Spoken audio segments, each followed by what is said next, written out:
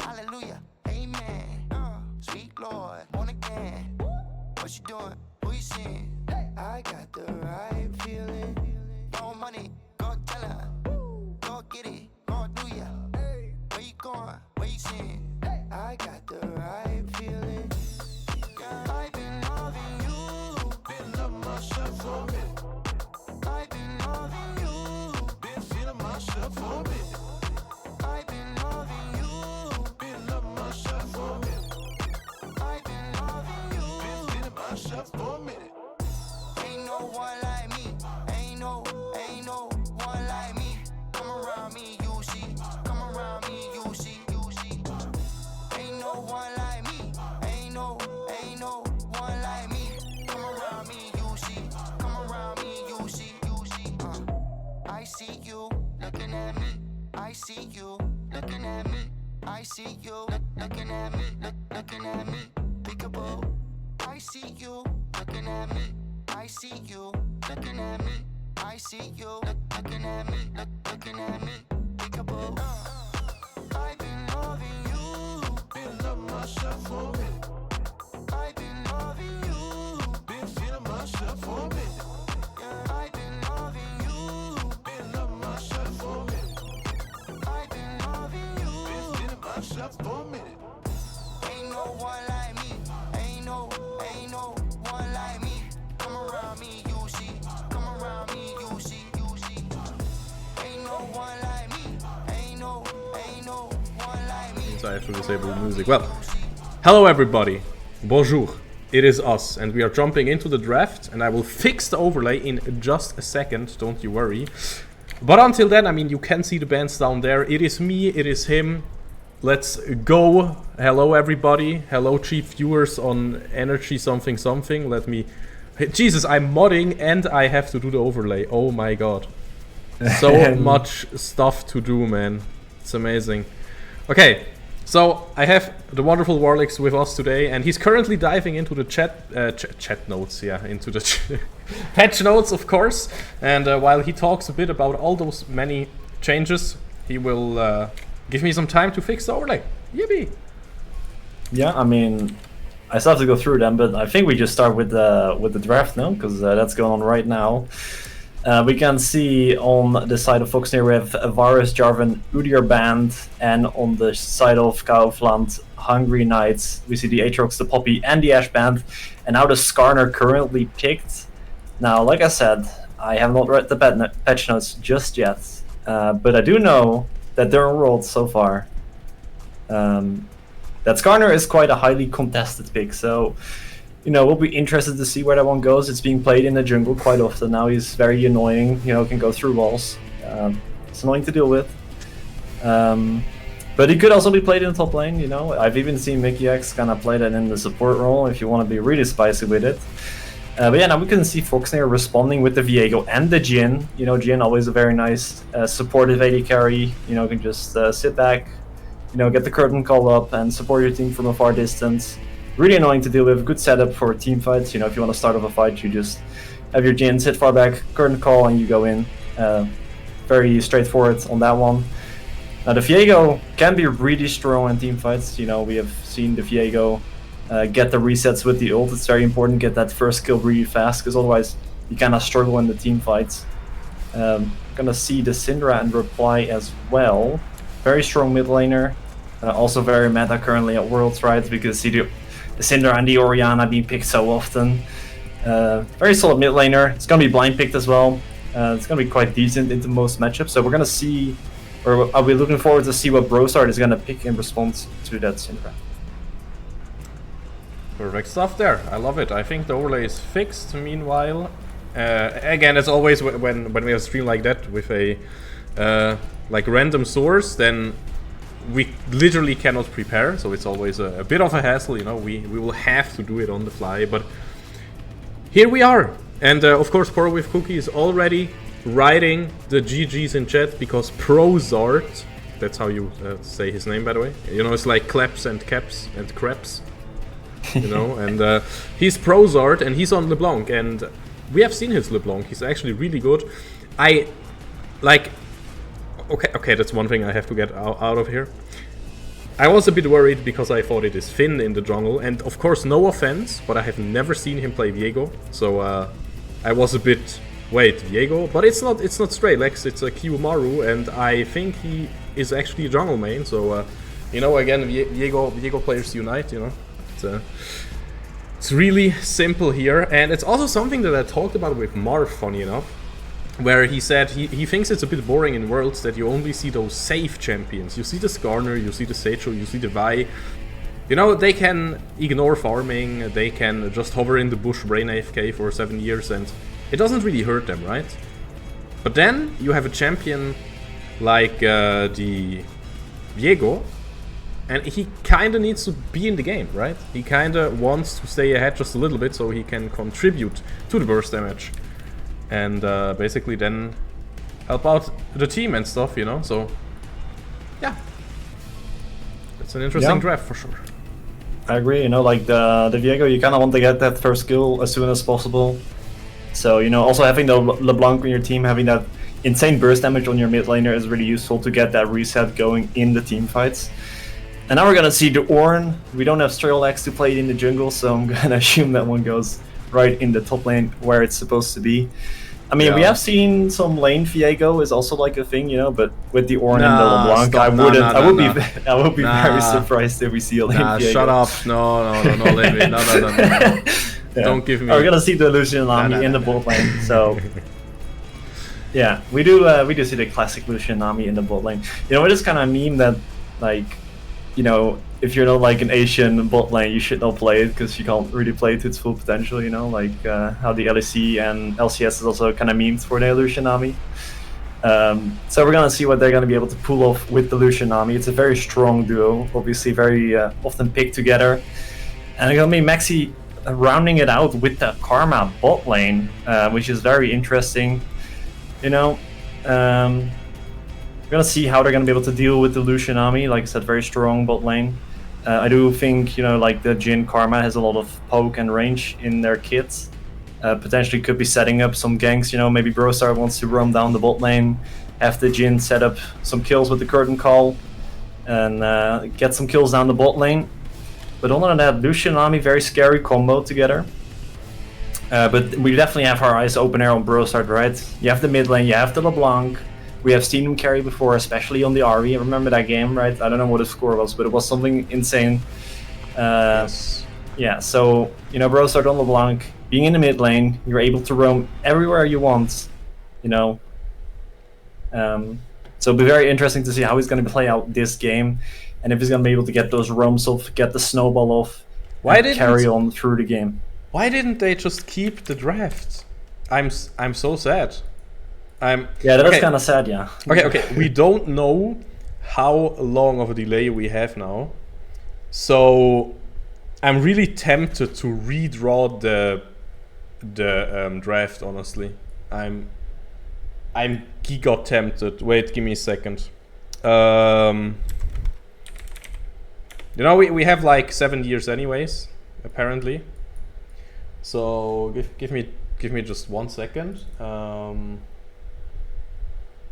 the music is also gone. Oh my god, this is amazing. But yeah, we production on the fly. Yeah, we will make it happen. No, not this capture. You see me looking left and right because I have 3 screens and doing production 3 screens. So, but yeah, you can check out the stream itself to. Where is the thing that I'm looking for? Yes, this is the thing I'm looking for. Perfect. Please work. Okay. So, yes. Wait, I think this is. Okay, this is. It's not really what I wanted, 100%, but okay, we can work with it. So, okay, let's recreate this. We had Crocodile. We had Crocodile on with Crocodile versus what was it? The Ornn, right? The Ornn, yeah. The non-jungle Ornn. The normal Ornn, one could say. in top lane. You can Where talk. are the horns? You can talk about it. Where are the horns? Wait, does he have horns? Okay, so that's Ornn. So of course, when we talk about that matchup, wait, Lonu is actually insane. Lonu is actually insane. Hell yeah. Wait, then we had the Skarner. You will feel his stinger. Against the Viego in the jungle. Wait, I could just place my tattoo here, but basically Viego is just the sword, you know, the green sword. Then we had Syndra mid, that's basically 3 purple balls.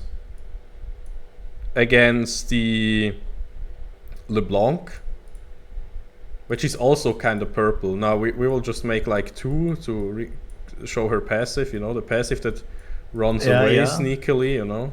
You need to draw like the stuff, you know, with like the jewels in the middle or whatever. Man, her knee is so fucked. What is this? She runs away.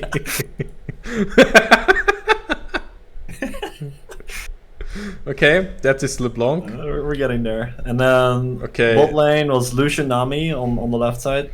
Okay, so fish. Against... No, you can't. Against permanent angry man with 2 guns. Perfect. Yeah, and then we had Jin Karma. And then we had Jin Karma.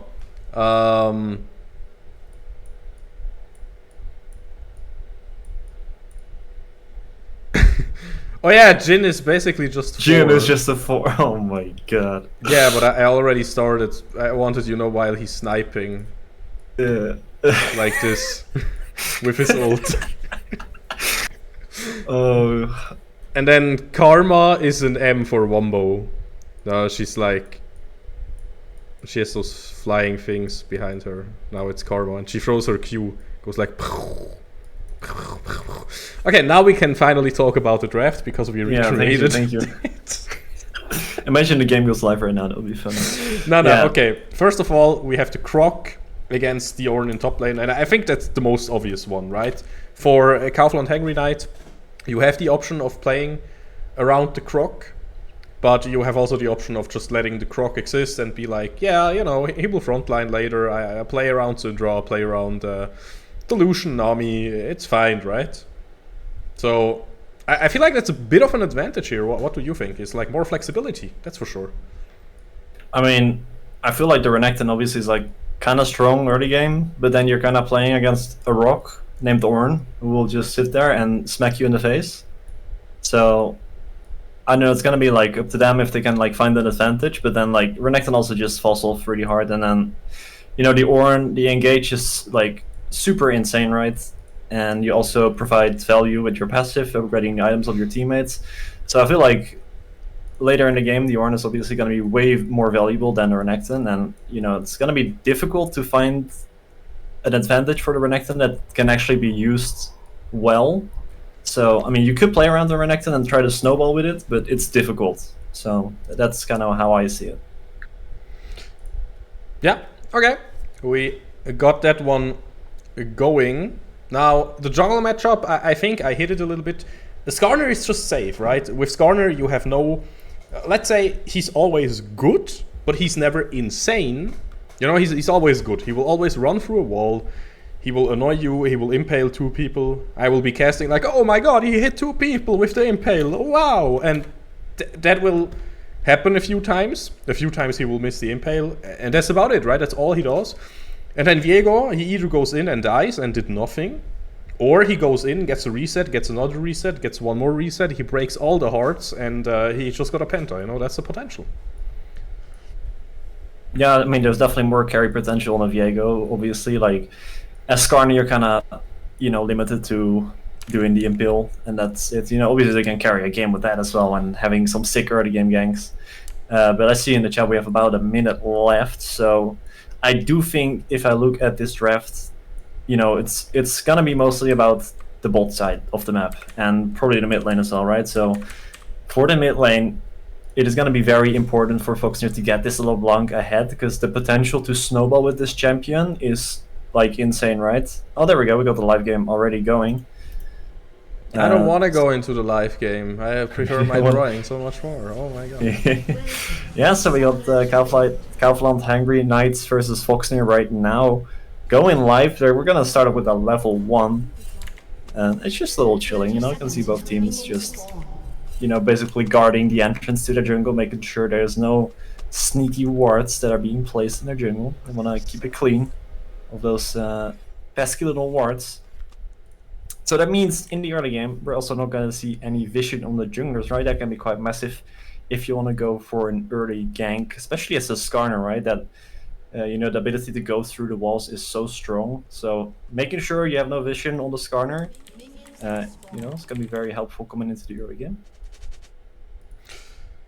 Exactly. Okay, I hope everything is looking good, but yeah, we got the normal layout. I absolutely love it. Again, thank you so much to our observer in the chat, to Ionu. I hope I say that right. But yeah, we are in the game, guys. It is Kaufland Hangry Knights. Without mentioning, we are only playing against Division 2 and Division 1 teams, by the way. So in theory, they should wipe the floor with us, because we are, you know, it's not even our final form. Not even like our real roster or anything. We're still into building that. So, but yeah, we have some really insane names on our side, like Prozart, like Marv with an F, Moxie Hunter, Kiyomaru in the jungle, and Frolimo on top lane. We will see how it goes. If we just get a single win today, that would be absolutely amazing. Who knows, maybe we just go 3-0. But yeah, with that out of the way, Kaufland Hangry Knights on the blue side. Brozart in mid lane already making Foxnyr look strong on the red side. Yeah, we got, you know, the Skarner that we talked about, Tony, starting onto the bot side. Started Raptors, went Crux. Now onto that rep buff. It's gonna go to that top side. We talked a little bit about the draft already, so perhaps looking to get a gank off on the top lane against Frolimo, trying to get the Renekton more ahead. We'll have to see what he's gonna do with this topside pathing, but in the meantime the bot lane is going ham. Maxi taking a huge chunk of damage. Looking to retaliate a little bit, but it's gonna be a good trade for Kaufland in the bot lane. Now in the meantime we do have Kiyomaru, you know, pathing towards the bot side, so he could potentially gank this lane, you know, if they let the wave push in by Afra and Vistam. You know, they could push in the wave. Kiyomaru could potentially look for that gank, but we'll have to see what's gonna happen. Indeed, they are pinging the camps. Wait, are they not sure where Kiyomaru is because they were pinging the golems? It's always, you know, the like he started their ping, or it could be he should be ending their ping, and we don't really know which one it is, right? So are they a bit confused? But yeah, looking at the lanes, not really too much happening. Placing a ward there, and both junglers just taking the scuttle. Well, you know, I already jinxed it. We will have a mid lane 2v2 here. Knight will get chained even though he got flashed. Yakimaru has to flash, but we will see the first blood here. No way! No way that Knight can get out of there. We got the first blood. Let's go! Yeah, that's gonna be 2v2 kill, and we talked about how important that is, right? Brosad is now ahead in the lane. You can see that 400 gold lead as well. It's gonna be so incredibly important if Brosad can find this lead in the lane and, you know, snowball it towards that bot lane or the top lane. I mean, preferably bot lane, right? You don't really care how much gold your Ornn is ahead of the Renekton. But, you know, being able to get those ganks of S. LeBlanc is so impactful, and getting that first blood is the first step towards success. Exactly. 1 kill. And only 1 shot taken, if you want to look at it that way. Oh, Marv also looking really dominating on bot lane. I'm not really sure about the power spikes of certain things anymore, because, you know, back in my day, you had stuff like Jace or Renekton and... Okay, wait, hold that thought. Tony wants to look at bot lane. Moxie, Thunder, yeah, he will flash away. Marv probably has to flash as well. Yep, Avra jumping forward here and Marv flashing away, and now... Oh, minions, come on, do your job, but I don't think it will be enough. Man, Avra was playing with fire there. And yeah, Moxie Thunder wants to finish him off, but nope, no way. And what I was getting at is, you know, stuff like, we always heard it like, yeah, Renekton falls off, Olaf falls off. But I feel like since a few patches, or you know, like a lot of patches, they don't really fall off too hard. And then you have picks like Lucian, where you're like, yeah, he's an early game bully, but still he spikes really well with only 1 or 2 items and is really strong then. And yeah, we have a game pause, by the way. Yeah, looks like a game pause. That's kind of unfortunate. I mean, we can kind of chat over what we've been yapping about already. I mean, so far, just to summarize, we got that gank going in the mid lane, and I think, if you go for the 2v2 early game, the Viego has the sustained damage, and the LeBlanc burst damage in the early game is quite strong already. And I think the difference in that 2v2 just was the commitment on the side of Foxnyr, right? They were ready to instantly go for that play. The change connecting from Brosard as well, lock down the kill to be able to finish that one off. And on the side of Kaufland, they were kind of just hovering around, checking if anything's happening, like, hey, I'm here for you if something's happening. But Foxnyr, they were just, they were ready for it. They were going to go engage on that. There was not a single seed of doubt in their minds that they were going to go for that play. And that kind of brought them ahead. And then if we fast forward a little bit, we see Tony is going to reset, ended up going back to that bot lane. Almost found the gank there as well, but Foxnyr almost turned that around even. And now we have Foxnyr like in the early game in quite a decent lead, right? And in a comfortable spot at least. It's gonna really be on them to see what they can do with the LeBlanc, if they can snowball that lead, especially into the bot lane, right? We talked about it with the Jhin, with the curtain call. You can set up those ganks from the LeBlanc so easily, especially in mid game. If you can kill that, mid tower, you can kind of widen the map for yourself. You can easily go for those picks with with the LeBlanc, with the curtain call. Oh, it looks like we're back into the game just as you change the scene. Oh, perfect. As it goes with production. That is the curtain call, by the way, that I just pointed at. Yes, thank you very much. So yeah, we're gonna have to keep our eye out on Brosard throughout this game. See how he's gonna be able to snowball his lead. We can see that he has the Lost Chapter already. And if you look at Cinder items, it's a Dark Seal, it's a Mana Crystal, it's an Amp Dome, a little bit of everything, but that Lost Chapter is so important in the laning phase, right? You kind of feel like you have infinite mana already. We do see for Kaufland, like predicted, we do see the lead on Renekton, 400 gold right now. It's not that big of a problem, right? As long as Ferdimo can kind of keep that under control. Now this bot lane is kind of the secondary part, right? You have Brosard, he is ahead in this lane right now, but this bot lane could still go ahead in Kaufland's favor or in Foxnyr's favor. They're still dead even right now. The farm is completely even. It's going to be up to Brosard to see if he can perhaps change the tides in that bot lane matchup. Exactly, and that's the interesting one though, because we talked about how Renekton should fall off in theory, and I was like, yeah, but they don't fall off that quickly anymore nowadays. And a big one here is, I'm a bit worried, because where is our consistent tank damage? That just draft-wise could be a bit of a problem, because Jhin is notoriously known for not killing tanks at all. Now, I mean, if Marth goes for lethality again, which, is a nice meme, but I mean, look at his item build. Like, it's not bad if he goes for a lot of AD and no penetration, because, there are 3 picks that he can freely kill, and of course you pick Jhin for the utility mostly as well. I also know he's a big fan of exactly that, he plays a lot of stuff like Ashe and interesting, they're on bot lane. Marth using the barrier there very aggressively. But yeah, curtain call. Maybe able to finish somebody off. It's all about the fancy feet, and man, Avra, he got the dance shoes. Now come on, W snipe. He holds his E for just that though. Wisdom locking the one. He gets the kill! He gets the snipe! Avra was not ready. Division 1, Division 2. Who are you? We got Marth. And he's way too good. I mean, one on top lane. Frodimo. He's our Orn King. And he's out for blood. And yeah, the cam is like, by the way, guys, did you know Qmora and Tony are also fighting over here? Tony gets the red buff though. So yeah, not too much happening. Also, Renekton on top lane kinda got out. And now the even more interesting one, Brosard in the mid lane. But I have to mention just one more thing here before I let you have your yapping session again. I just hope we can keep up the good stuff and the pacing, because again, scaling wise, I feel like we are a bit behind. Yeah, Brosard's still controlling that mid lane, right? It's really good to see. I mean, I feel like Einfach just kind of disrespected right there, right? You have that low HP, it's just a bit greedy to go for that wave, gets punished for it by Marv. So now that, you know, bot lane matchup is also going in favor of Foxnyr. So if you look at the gold lead right now, we're ahead almost 500 gold lead, even more, I think. Oh, look at the Raptor. Look at him go. Oh, Caught an eye joke. No. Oh, he's so close to getting that. No. Hi, boss. Hi, everybody in chat, by the way. You know, again, thank you so much for the observing. Yonu, but of course, hi, Chibi. Hi, Bao, how Elsvi. Hi, Poro, aka the Earth is flat. No, wait, Moon is baby Earth. Exactly. I hope you all have a wonderful day. And would you look at that? It is an early game lead for Foxnyr, so I think we have an even better day.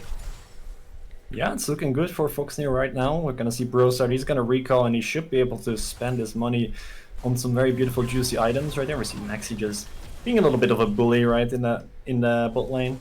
Actually, Brosard canceled his recall. He's gonna clear out an extra wave. I guess with no objectives on the map, that is, you know, that's fine. Nothing to worry about for now. Has the teleport coming up in a little bit as well. We're gonna see the bot lane resetting as well on the side of Foxnyr. Probably buying some more juicy items. So, you know, we're gonna see Foxnyr stocking up on some items. We're gonna see the Luden's companion come out from Brosard, so he is definitely ready to one-shot some AD carries. We're gonna see if he's gonna roam to the bot lane or perhaps look for a different play, but he's very strong right now with his first item completed. 100%. And of course, we cannot forget about Marv also finishing up his first item. That will mostly help with the wave clear, you know, and also with some more utility, you know, some more spread out damage. It's not lethality, it's not a first item Infinity Edge, but it's utility, it's pushing, it's getting prio, and this means you can set up the waves. I absolutely adore this item choice here by Marv, by the way. It's amazing. Pokal, where are you at? Because that is amazing. Yeah, I would like to point out, like, Marv is just kind of being left alone in the bot lane. We can see Maxi has rotated up towards the top lane and ready for those grubs. Perhaps we're gonna get a little skirmish in the top lane. Tony will spell out that Maxi Thunder has rotated towards the top lane. We're gonna see the AD carries just being left in a 1-versus-1. And perhaps Marv is gonna get called out as Ephra is looking for a fight, perhaps. Oh, no, Brosard, okay. No, Brosard, you have to survive. Brosard will die. This is the first kill for Kaufland Hangry Knights, and they are not happy with just one because they will drive by Frolimo just back there into the lane, and this means it is equalized. We do not have a rumble in this game, but still it is 2 for 2 now and a 500 gold lead. And I gotta be honest, I was a little bit worried about something like this happening, because I just have to give it to Kaufland Hangry Knights here. They played the macro a little bit cleaner with no single like micro misstep that happened to us here, sadly. Yeah, Maxi did make it first towards the top lane. Knight now. Oh, never mind. Can we get this one? Can we get this one? Yes, Kiyomaru getting the kill. Taking the Syndra by surprise. Meanwhile, on top lane, Sven wants to get one more, or Horn will get called, and Wisdom is knocked up into the air. The fish learned how to fly. Tony will not let Moxie back into base, I think. This could be a dive. Oh, they will let him into base, and now Frolimo is in a 1-versus-3 situation. There are too many minions. He will get pushed against the tower. He will drop lower and lower, and Tony is just too tanky. But that's what I meant, right? This is Garner, and he just does what every tank does, and he's currently the best one at it. Well, Brosard is looking for a pick towards bot lane, but there will be no one from Kaufland responding to it. But that does mean that Marv can just get those tower plates for free. He's still waiting there. Ephra is on the way, so Brosard is in a prime position to get this pick, but Ephra is actually respecting it, probably reading it perhaps. But, you know, in general, right, we saw Brosard getting caught off guard. That means that, you know, Kaufland get that priority towards the top lane. You know, kind of unfortunate for Foxnyr. They were ahead of the play with Maxi rotating up top lane first, but Brosard getting caught off guard unfortunately means that they have to give up the play. Now Marv in a bit of trouble, has to flash away from that. Gonna have to see if that will be a problem later on into the game. Yeah, you know, in the end, Kaufland kind of get their way in the top lane, whilst Foxnyr get their way in the bot lane, right? We get the Drake, we get the tower plates onto Marv. Also in the top lane, they got the dive, they got the first tower as well, and they got the grubs on top of that. Exactly. So we are, of course, still in the game, but especially Kiyomaru just dying there. It just shows us how much harder it is to play around a Viego compared to a Skarner, because man, Look at Tony. Look at him. He can just do whatever he wants. He is so tanky. Look at his HP bar, by the way. Yeah, he's a beefy boy and he's difficult to shut down. Like you said, we don't have that sustained damage. You know, the Jhin is very bursty with only his 4 shots. We don't have that sustained damage like Illusion does. And when you're up against a tank like the Skarner that Tony is playing right now, it can be very difficult to deal with, because you kind of feel like, you know, as soon as you step forward, you're going to get CC'd and you instantly die. So we're going to have to see how Foxnyr are going to, you know, kind of play around that issue. Exactly, of course. We are just mentioning that it's not going to be easy, but it is 100% winnable. Gotta be honest here as well, I'm a bit surprised how solid our early game looks. Like, for example, Frolimo almost solo killed Sven. Yeah, in reality, he is down a lot of CS. He is basically 2k behind, so the entire gold lead is just on the top lane. But we talked about it, this should equalize at around like the 2-item mark, so... You know, we should be able to... Okay, did you just see those sidesteps though? Avra jumping forward, Moxie Thunder, no chance. The calling just finishes off one. Marv will survive. He can tell the tale, and he will not be able to get a snipe on this one if Wisdom just stands there correctly. Yep, Wisdom, of course, a veteran at protecting the ADC. Oh my god, they are greeting so hard for the Jhin. And Marv will not fall for it. So bad. Yes. But he will not fall for it this time, fortunately for us. But yeah, you know, on the side of Foxnyr, we do still have, you know, some potential in our team comp, right? We have the Jhin and the LeBlanc are very good at picking off targets, you know, with the curtain call and you know, LeBlanc just jumping over walls, just hitting you with the Q ult chain and you instantly lose all your HP. But I feel like that, you know, also...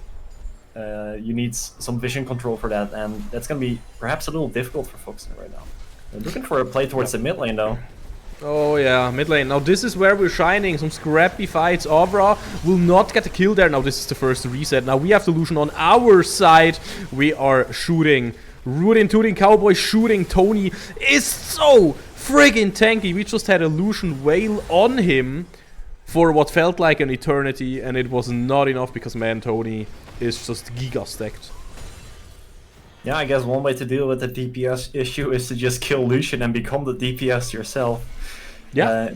Now in general, obviously Viego can actually kill tanks. You know, you have the built-in Blade of the Rune King passive in your champion, and you know the Blade of the Rune King on top of that as well. But you know, you're not as tanky. Get this one, get this one, come on. Sven is here, Wisdom will be able to flash out of the CC, and Moxie Thunder will pay a big price here, which is his life and also Marv's life here. The calling will be able to finish Marv off there. Brozard wants to get at least a fish, and this is what will happen. But man, that mid lane turret looks like it is under a lot of pressure. The cannon, minion, and also the little Void Timmy's just looking super strong now. Brozard poking as good as he can, but I don't think Kaufland Hangry Knights, they shouldn't stay here. They will just back off and they will take a reset. Yeah, unfortunately looking for some vision control on the side of Foxnyr, but getting caught off guard by Kaufland's Hungry Knights. And it's going to cost them the mid lane tower, and that's just going to further push that vision from Kaufland into the red side jungle. It's going to make it even more difficult for Foxnyr to play out their team composition, but hold on, Tony might be in trouble. Tony, no. Never mind. That's, yeah. Just walk through the wall, and you're safe as sound. Dragon will be spawning, it's gonna be Infernal Drake, will be the third Drake for Foxnyr, so that's the thing they still have going for them, the stacked up Drakes from the early game, but Kaufland is here to contest it. Okay. Tony in the front line. Wisdom is so low, but he will not die just yet. Teleport coming in from Frolimo. Now this is a full-on 5v5. Renekton is in the backline, basically. Marv has to watch out. Sven is in his face, but what can we get there? The fish is down. Lucian is down. We already got 2 kills. That means we just need to get some more to get the Viego reset. That is exactly what we will be getting. Now we have the Crocodile on our side. It is 2. It is only 1. It is Tony, the front line. He is an unkillable tank, but does it matter if your entire team is dead and everybody's chasing him? He is the only guy in this entire game without a single death, and it looks like it will stay just like that because, man, this champion is so slippery, but we just dominated that fight. I think not getting Skarner is just a-okay. Wow, what an incredible fight for Foxnyr. They get the third drake of the game, making them sole point, and they swing around the gold. They're still behind in gold. But, you know, Brosard, I had 1.2k right now. At least you have something to play against. You know, most of that gold is on the Renekton. We talked about this. The Renekton will become weaker as the game goes on, and this Ornn is going to become even more valuable. So even though all the gold is on the Renekton, you know, the Ornn is going to start getting the item upgrades quite soon, which are also, I think, like worth 1,000 gold each. So by that time, that gold lead is basically meaningless in the sense of, you know, that he gives that gold to his carries, which matters more.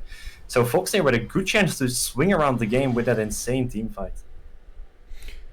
Yeah, I have to completely agree. Again, if we let them out-macro us, which could happen a little bit in top lane right now, we're not in position to take anything if Rolimo just dies there. And that is sadly exactly what happens here. We did not expect the entire T of KHK to be up here in top lane.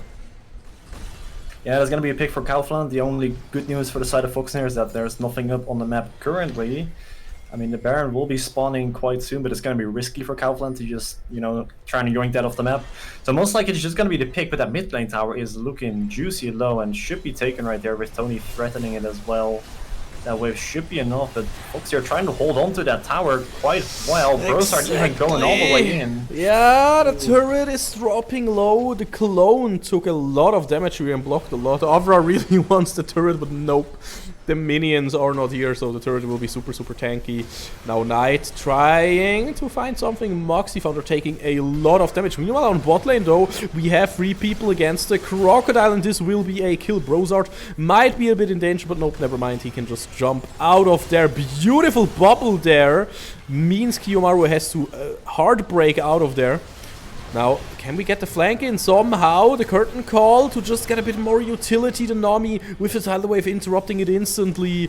And there is also the snipe from Marv not really connecting. He is on the 4th shot, but he will have to just let it go, reload, and take the next fight.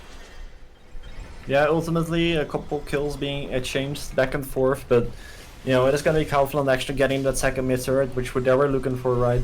Tried to get the second bot lane tower, but that's just a little too much, so they're gonna go back right now and reset, get themselves some juicy items.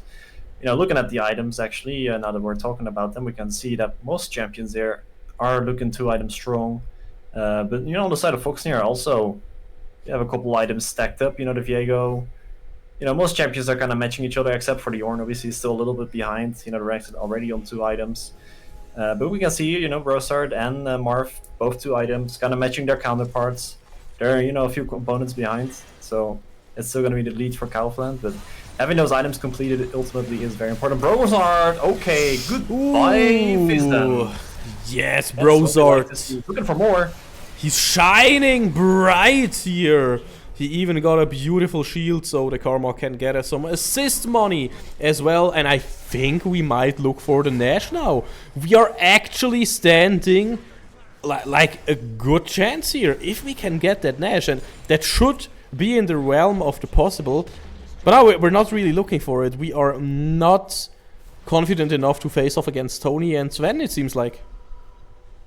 Yeah, with Knight being bot lane, that kind of needs a response as well, and I guess I don't know, I feel like they could have at least attempted it, you know, with knowing that Knight is bot lane, you only have 2 players up in the top lane and none of them dealing damage, but now we're gonna have a little wet noodle fight for Limo being caught off guard. The TP though? Here, but Brosard is gonna teleport in. Kiyomaru is here now, that is the X factor of course, he needs to get the reset and he will do exactly that. Now Tony, finally no more walls here really, that means the Skarner is suddenly not that dangerous anymore, he cannot have his E up if there's not a single wall nearby. And suddenly, the 2 champions that were a problem are dead. Yeah, Kaufland, they're looking for a pick, but they might have overcommitted a little too much, and Foxnyr is just gonna punish it. I do see Knight has his teleporter, decided not to use it in that fight. I'm not sure why, could have perhaps, you know, influenced that fight. Maybe thought it was already over, maybe it was too late already. Perhaps it only just got up, I'm not too sure. Would have to go back, obviously, to see that. But all in all, you know, Foxnyr getting a couple more picks. You know, get the money in the bag as well. Get the reset off. More items bought. You know, Brosard looking for that death cap. Once he's finishing that, the damage is going to be even more insane. And we're going to see a little death push right now. Will be checked. Oh, the Q is not hitting for Oh, Maxi. it didn't really hit. Kiyomaru, this is a dangerous one. He is really tanky though. He has the Hydra. Not tanky enough though. Now the Ornhorn is going through there. They took a lot of cooldowns here to kill Kiyomaru. So maybe it is the moment for us now to get this soul anyways. Marv flashing in. Marv wants the kill. He will get one. He's looking for Wisdom now. Meanwhile, Brozard has to play around Wisdom flashing out of there. Marv still hunting. He will get the root here. He will not find Wisdom quite yet, and meanwhile his team was slaughtered, his team was massacred. Frolimo, can he get out maybe with the support from Marv? But I hate to say it, I just feel like we are outdrafted a little bit. Look at this, we cannot do anything against Sven, we cannot do anything against Tony. We don't have the DPS, and that just saddens me because I feel like we are playing this so good. Yeah, I mean, that's the first time I've seen a Jhin flash into like 4 people or something, but it worked. And Marv played that fight really well, but unfortunately it is not enough. Yeah, the DPS is kind of lacking. Like, you know, the Viego has DPS, but Kaufland set up that death push and Maxi's Q did not hit or spot them, and he just walks straight into it and instantly dies. You know, the Viego is not that tanky. Right, you build some HP items, but you're not stacked with armor and magic resist, so you just drop really, really fast. And that is all your DPS damage, and you could see as long as the fight goes on, Marv is in trouble. Marv just dying there. That is so good for Kaufland Hangry Knights. They are forcing us to do just a couple mistakes, and you know, we give them a little finger, and as you say today, just yoink out the entire arm basically, because now they are in a leading position again. They get the bot lane turret. Now we're forced to do something. Maybe with the Call of the Forge God we can get a lead here again. 1-for-1 trade so far. Yep, no, Avra will not get out of there, but still it looks a bit dire for Frolimo again. He will struggle to stay alive through this one, I can tell you that much. He will try to just rush out of there. Can we get Sven? Maybe. No, Brozard will die tonight. And this is just such a bummer. We were so close to greatness, and now suddenly an inhib is broken down. Suddenly we have a really strong looking Kaufland Hangry Knights. Yeah, that one death push that Kaufland set up might be the difference maker this game. I feel like so far Foxnyr, you know, they have struggled a lot this game, even though the early game went really well. Kaufland has just kind of out macroed them a little bit and kind of found the picks they needed in the moments, and just found a lot of towers as well throughout the map with their macro. But then there's these couple fights where Foxnyr just, you know, perfectly weave between everything and find all the picks that they need, converting those fights at the important moments, and it kind of brought them back into the game. But then they brought in the death push, and now it's looking very, very dire for Foxnyr, right? It's just that one moment that turns around this game. We do see the death cap completed for Brozard now. You know, they can still try to do similar plays, see if they can turn around the fight. You know, Brozard is still very strong, can still one-shot, you know, a Knight or Ephra if he has the chance. But the fight has to be played to absolute perfection for Foxnyr now. Oh man, it's such a tough one. And who can really match the Croc? But see, that's what I mean. He never falls off. He's in the 1v1 with Brozard, and he will just kill him. That's the thing, right? That's literally what I mean. Oh yeah, the Crocodile will fall off at some point. No, he didn't. At least not so far. We would hang. We would need to have to hang on for such a long time. And I don't know if we get that time from Kaufland Hangry Light. Frolimo with a beautiful Bellows Breath there. But of course the turret is gone. That is just what happens when you are that far behind. It is still an 8k gold lead basically. Okay, I mean, okay, 7k, but yeah, we get the point. And still, even though we have the Ornn, we are getting outscaled. That is just a sad reality here. Yeah, I mean, we kind of talked about it as well with the Viego kind of falling behind as well, right? Tony is just a brick wall right now, and Kiyomaru is kind of has a difficulty, right? Trying to find his way in this team fight. He's not that tanky, and you're up against a Syndra and Illusion that just burst you, and a Renekton being able to stun you as well. It's very difficult to navigate through this fight, and as Marv once again in trouble, the culling barely not touching him, gets away with that. That's 2 cooldowns kind of wasted on Marv. You know, he's going to be able to lifesteal back up, but the Baron is still dropping. Kiyomaru, maybe a chance to steal it. We have to see if he's going to be able to make his way into the pit. 4K is coming for him. Yeah, we don't really do any flips anymore nowadays, or are we? We do not get it. It was on 20 HP. Kiyomaru, so of course, had to jump in, but no way to get that one. Now the Ornhorn used to disengage here. Frolimo will not get the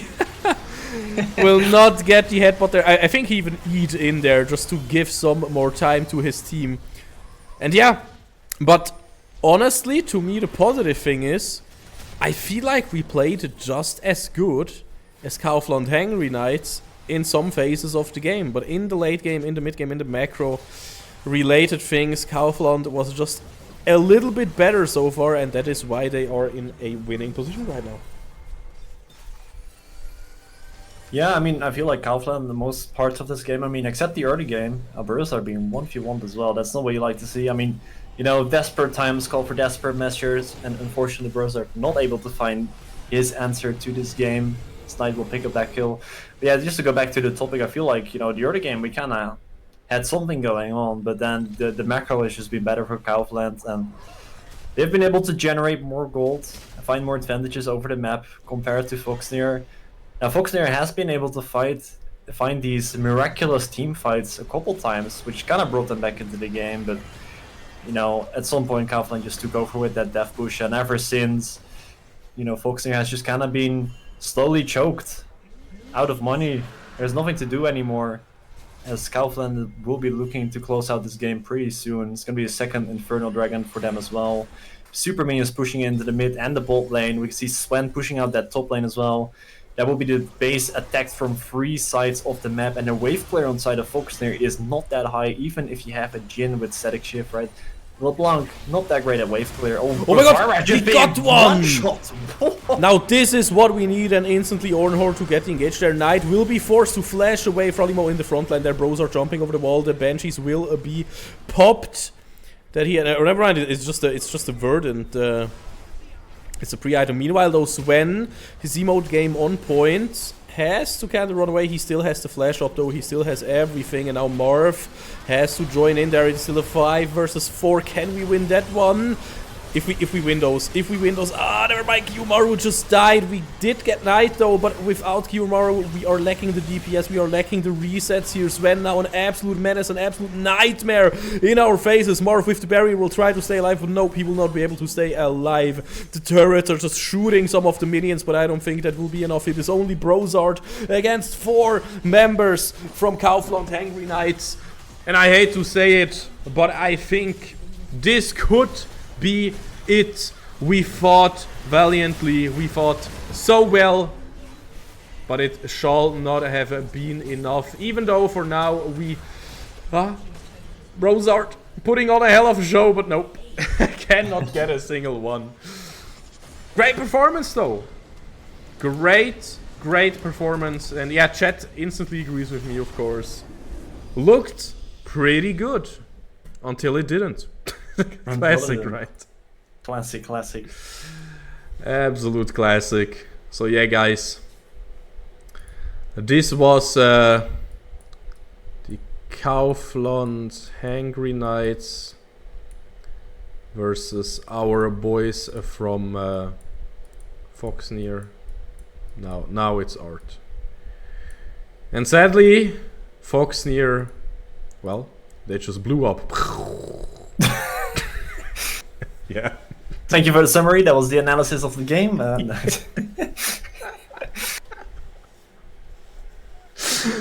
Oh man, they played it so well. I mean, we have like what, 1 hour now to basically talk about the game, or you know, okay, more, right? An hour and 15 minutes. Yeah, we will take a break here, and we will just let the stream run and show the next game. You know, but yeah. I feel like we showed some valiant effort. Again, I have to blame the coach. You know, I don't know if they have a coach right now, but I don't agree with not picking any burst against. Only burst against Renekton and Skarner. But the funny thing is, even though we did not have consistent DPS, it was still this close. Or at least consistent DPS on range. Yeah, Viego, but if he has to get close, that means he's in range of Syndra and in range of Lucian, and yeah, you don't want to be there. So yeah, I feel like if we could play that game again, it would look different. If this was a best of 3, I would have legit hopes of us being able to bounce back, not gonna lie. I'm pretty sure we have a chance again next week, Tuesday, out of the top of my head. Yes. So, you know, we're gonna have another go at it. But yeah, I'm gonna have to agree with you on that one. You know, we do have the Viego, but like I said, it's so difficult to play the Viego in those team fights. And if I'm not mistaken, which I definitely could be, I think we picked the Ornn into the Renekton, which is kind of counterintuitive, right? Like, you know, you have the Renekton blind pick, which is a very common blind pick, right? You pick in the Ornn, which, you know, he can kind of handle himself. Obviously, he kind of fell behind quite hard when that tower dive came in the top side. Yes. When Kaufland went for those void groups, and the fight unfortunately didn't work out for Foxnyr. That obviously was a huge hit for Frolimo. Yes. But I feel like, you know, when you see that Renekton being locked in as a blind pick on the side of Kaufland, I would kind of like to see something from Frolimo to punish that, right? You have every champion you can pick into that Renekton to punish that pick, and we go for an Ornn, which is kind of like, you know, you sit back and you upgrade your team's items, which obviously is not necessarily a bad thing, but I would have liked to see something more of a carry type, you know, when you have the option to do so. Perhaps the DPS could have come from there, like a Yone, or, I mean, I'm not a top laner, so I don't know matchups, right? But yeah, I would have liked to see something different there. I think that's the point, though, right now. That's why Renekton is such a great blind pick. I don't think there is really an obvious champion with some other, you know, like a well-rounded, no-weakness champion that is the entire package that just counters Renekton. I feel like that kinda doesn't exist right now, so, you know, that's why you have to basically be like, okay, do I want to match the early game but then lose on the side lane, or have less like worse team fights? Do I want to scale better and then, you know, take a hit in the early game? I mean, Jasper said we should go for the Zek top lane, you know, play Robber Man. It's basically Zek. Yeah. Maybe that's the hidden tech, who knows? But yeah, I mean, you said it yourself in draft. There's a reason why Renekton is picked back and forth and non-stop at Worlds right now. He's just really difficult to answer. You know, there exists, of course, there are some champions that are big carries, but then you kind of need jungle assistance, and maybe we didn't want that this game for top lane. I don't know. But yeah, either way, I think we can take a break now, unless you still have some stuff to say. I'm out of stuff to say. I think I've said what I wanted to say. I've yapped enough in the game, maybe even a little too much. So I think it's about time we get a little break in. Yeah. That means, guys, we will be back when the game after this one starts. You know, maybe we will tune in real quick and. But will you tune in, or you know, I don't know yet. Maybe I will tune in and talk a little bit about the game, but I will of course take a big break. You know, and yeah, because next is not Foxnyr playing. Next is I don't even know right now, because I'm just here for Foxnyr. You know, I'm kind of a Foxnyr fanboy. This is kind of a Foxnyr stream, and the next game is not Foxnyr. I know that much. And yeah, I don't know if I need to know more, but that's what I know.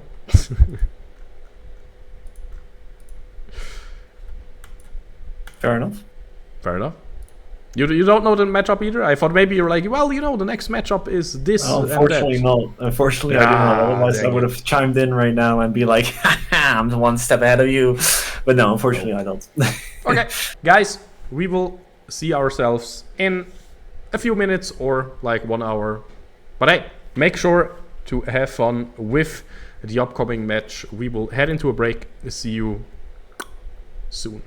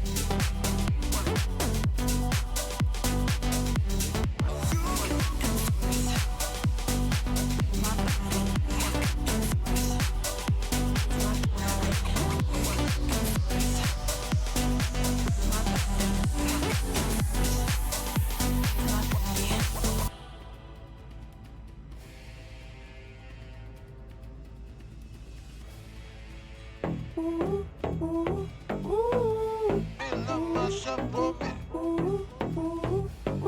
Been feeling myself for a minute. Hallelujah, amen. Sweet Lord, born again. What you doing? Who you seeing? I got the right feeling.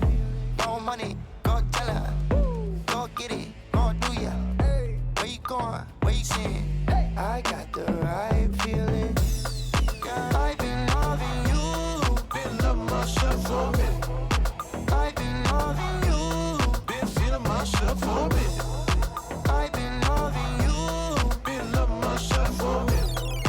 I've been loving you. Been feeling myself for a minute. Ain't no one like me. Ain't no one like me. Come around me, you see. Come around me, you see. Ain't no one like me. Ain't no one like me. Come around me, you see. Come around me, you see. I see you looking at me. I see you looking at me. I see you looking at me. Looking at me. Peekaboo. I see you looking at me. I see you looking at me. I see you looking at me. Looking at me. Peekaboo. I've been loving you. Been loving myself for a minute. I've been loving you. Been feeling myself for a minute. I've been loving you. Been loving myself for a minute. I've been loving you. Been feeling myself for a minute. Ain't no one like me. Ain't no one like me. Come around me, you see. Come around me, you see. Ain't no one like me. Ain't no one like me. Come around me, you see. Come around me, you see. One time from side to side. One time from side to side to side. One time from side to side to side to side to side to side to side. Hold up. I've been loving you. Been loving myself for a minute. I've been loving you. Been feeling myself for a minute. I've been loving you. Been loving myself for a minute. I've been loving you. Been feeling myself for a minute. Ain't no one like me.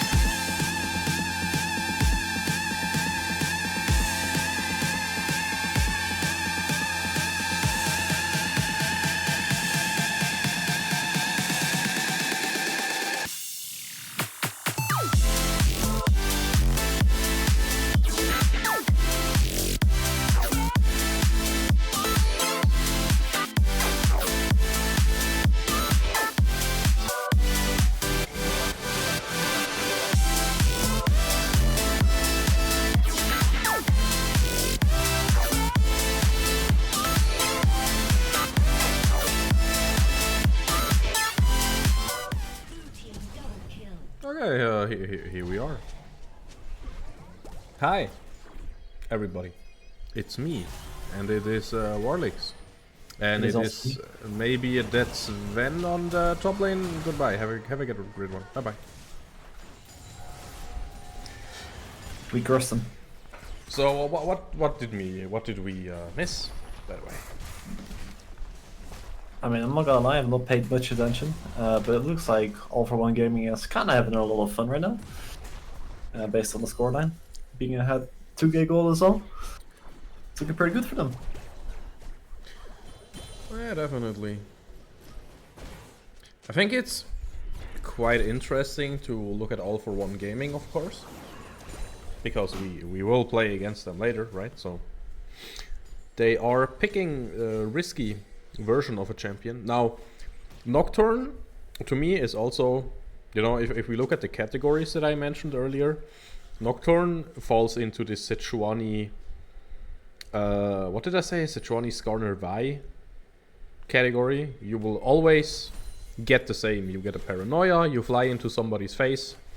In the early game, it is enough to kill somebody. You will fall off and not be able to kill somebody all on your own, but you know, he always does the same. You basically know what you order in Champ Select. You order a paranoia, a bunch of early game damage, and a fear, you know, if everything goes well, and that is Nocturne. Congratulations. And so Kaufland Hangry Knights, they kind of stay true to their style, right? While Pazu on the Lee Sin, that is kind of a oh, beautiful combo there in the mid lane. Did you see that? Ah, beautiful stuff there from Kaufland. But yeah, Pazu on a more risky champion, and look at him, but that's the thing, right? Oh my, okay, guys, we're not professionally casting anybody here. This is Lee syndrome, right? He went for the flash kick. Oh, I missed the ult. And he didn't do anything, right? Like, he went for the super fancy looking flash kick, but he was alone versus 4 people, so he just wasted flash and didn't get anything. So. Oh, and good stuff by Ram there on top lane. Yeah, Sven missed his ults. That is unfortunate. I don't know how much time they have on Aurora. But yeah, the ult can be a bit tricky sometimes. Definitely if you haven't played the champion that much. So yeah, that is kind of unfortunately missing an ultimate like that on Aurora. I'm pretty sure he would have had the kill as well if he hit that ultimate. So that's kind of unlucky. But yeah, if you look at it, the team composition of Kaufland, right, it's just how many champions can we pick that can deliver the Orianna ball? that is what this team composition is. I mean, you got the Nocturne, you got the Rakan. I mean, obviously the Kai'Sa and the Aurora not so much, but you know, to a certain degree you can use them as well. I mean, it's just dive at that point, right? Yeah, just dive. Of course you have good BDSs. Oh. Ooh, nice. You know what a BDS is, right? Sorry? You know what a BDS is? The BDS? Yes. I know what DPS is. Do you know what BTS is? You know, the band? But now, you know, the K-pop, I think. Please don't hate me, chat. I think it's a K-pop band, but it could also be something. I think so, yeah. I think Blackpink and BTS are like the big ones. But no, the BDS is the ball delivery system, you know? Yeah. Ball delivery system. Yeah, whenever you have an Orianna, you also need some BDS, and of course that's a great thing if you have the Nocturne, but you also have the Rakan, you know, to act as a BDS. Oh, nice! Just got absolutely destroyed. Yo, by the way, you can just practice some play-by-play right now. Why not, right? True. I don't know. I need to. First of all, I need to like practice the freaking spell names. Like I know quite a lot, right? That's the Sonic Wave, I think. Yeah, but I mean, and its spell names don't matter. What you can do is but they act some flair. Yes, but what do you want to do? Okay, we have 5 things, right? Like on stream play-by-play coaching by Alice Ram. I will give you an example for every single one. Okay. So I'm getting my notepad. Wait, no, I'm just kidding. You're getting your So we have 5 things. You know, I'm just chilling here like a cripple in my chair, so it's not gonna be great. But just like at a Streamcast network, we actually did practice every single of those 5. Obviously, I'm not great at them in English, but you know, I'll do one segment and then you'll do one segment, okay? just for the lulz. Alright, I will struggle with English, you will struggle with the play-by-play segment maybe. Who knows, who will struggle harder, we'll find out. Okay, so wait, I actually need to also make sure that I don't double dip stuff, so I actually will write down what I'm saying right now, so... Yeah, so yeah, I got my Google Docs open right now. Yeah. Perfect. Okay, so the first one is just speed, because now we look at top lane. Ram is going into 1v1 against Sven, and meanwhile the camera goes down to bot lane. Now Wisdom is going in, there's a 2v2, and he's dropping low casting. He's looking so low, now it's 2v1, and there is only one left. Seraphia tries to go into the safety of the turret, will survive this one, and the minions are coming into the wave again. Arya still wants to go for it. Seraphia is looking super low here under the turret. Will they go for the dive? I don't really know yet, because Lee Sin is over there. Nocturne with the partner already is also here, so I was also going into the second one, but you know, your turn now, just trying to go for speed. Play-by-play keeps going. Alright, now I just need Nocturne to press the R button for me so I can get. Oh, it's gonna be Leona going in with the Scent of Blade. The Solar Flare is gonna hit as well. The Paranoia is gonna come in as well. It's gonna be Kai'Sa dropping down as well. 2v2 right now, Rakan super low, drop in as well. The final kill is gonna be taken down. Passu looking for the final kill. Fistum is trying to dodge, weave, dashes away. Now it's gonna be Passu flashing in. It's gonna miss the Sonic Wave. The knockup is coming in as well. Fistum will survive and run away with that kill. It's gonna be the double kill coming in for Tony. There we go. A lot of umps, but I made the best of it. Yeah, that was decent. That was decent. Keep it up. Now the second one is Rhythm. And you might think, wait, that's just speed, but there's a big difference. Because right now, for example, if we look at the top lane wave there, you can see the Volibear. He's trying to contest this one, but Sven, of course, has to say something against it. The minions are dropping low here, and Ram is actually pushing out the wave. Now the camera is panning over to the mid lane. The Dragon is getting taken by Tony, but what can All41 Gaming really do? No members are in a position here to really contest that one. You see, like, speeding up, slowing down, speeding up, you know, it's like... That is Rhythm. No, if this was Counter-Strike, I would do so much better with this. Yeah, of course. If this was German, I would do so much better.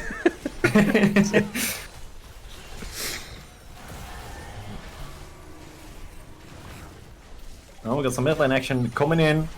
Gonna be Kaufland looking away, Visum dashing out, and it's gonna be slowing down a little bit. Sven is coming for the flank, it's gonna get the ultimate off. It's gonna get the double Q as well, getting the root damage as well. It's gonna be Einfach jumping in. Passu will be dropping down. And now Kaufland is looking to get control of that mid lane. The bullet time coming through, but not dealing that much damage either. Now it's gonna be the Herald dropping as well. That will be picked up by Rem. Now they're gonna be taking that mid lane tower. Now Rem is trying to go in. Will not be able to find the connection. And it's gonna be just Scatter the Weak, finding a little bit of damage, but it's not gonna be enough. And now it's gonna be Ram dropping as well, together with Funes. And it's gonna be Kaufland coming out on top of this fight. And they get full control of that mid wave. Now they're gonna take that tier 2 mid tower as well. And what a fight we just... Oh, wait, I'm not CCing. Okay. Yeah, you got the idea of that one. Pretty good. Pretty good. Next one is literally just how loud you speak, you know. Basically loudness. Because if we want to hype things up, we can also not only speed up our voice, but we can also talk louder here. Because the red buff, man, he's having the fight of his life. Pazu with the Q, with everything. Fighting against the red buff. Red buff will finally fall. The Spectator doesn't agree with me because Spectator is not even over there. Man, Spectator. Poor red buff. No love for the red buffs, man. Yeah, without any fights, you know, it's kind of hard. Do you remember... You haven't been watching like the old League esports, have you? Like season 2, season 3, or did you watch there? A little bit. I mean, before I played CS, I played League, so that is when I was on the grind. I watched a lot of League esports. So, but it's like, you know, very what's the right word for it? Very like it's not sharp in my memory, you know. Oh, I see, it's a bit blurry. Yeah, exactly. That's the word I was looking for. Do you remember when the games were so boring and so long that people cheered super hard for every single ward going down? Yeah, I do remember that. Okay, now we are actually seeing something again. That's so funny when you try to not talk faster, because that's basically my main style is rhythm. So yeah. And I try to not overdo it. We also had some segments in practice where we basically only were like,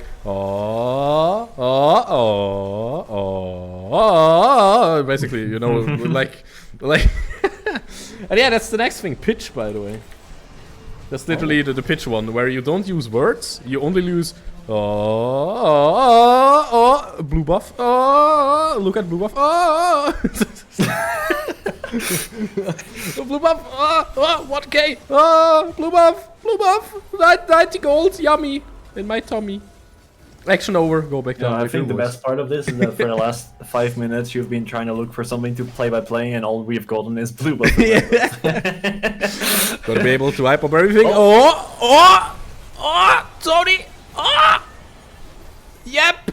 No words! Only hype with voice!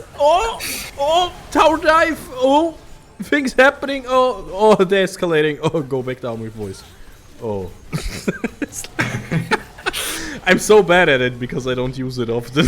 I mean, I feel like if you enforce it, it also sounds out of place, right? Yeah, I guess of course. It has its time and place. Oh my god, look at this Ram trying to go for the 1-wheel, flashing away, but Aura will just go for it, causing with bullet time now. Looking for the great one here, Pazu is there. The Dragon's Rage would be ready, but now Tony with the BDS, the ball delivery system is ready there. Sven could just jump in, he will just die. No more Insane Crocodile. Meanwhile, though, Misfortune going down, and there is also only one blue HP bar. Beautiful kick, but again, it is way too late. It is only Pazu left. He seems to have some talent to give us beautiful kicks when he's in a 1v4. And then they sadly do not really matter that much anymore. Yep. I'm not gonna lie. Between all of this yapping and play-by-play 101, how did this game get so out of control? Wasn't All41 Gaming like ahead like 2k gold or whatever it was? They were really ahead early game. Oh yeah, also one thing.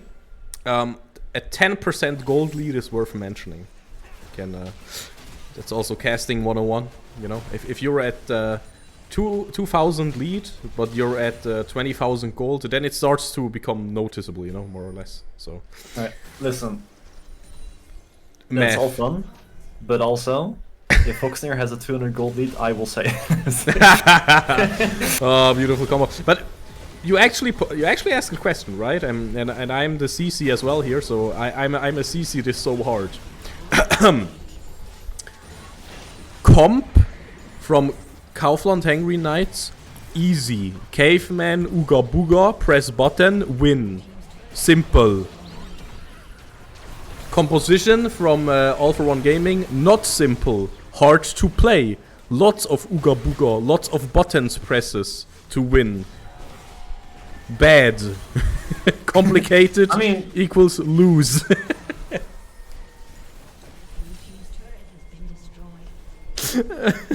I feel like it's not that bad, right? I mean, like the Lycian obviously is 100% agree that is like a difficult champion to play, especially in a mid-late game. But you know, Leona, Volibear, Misfortune, Syndra are kind of straightforward, right?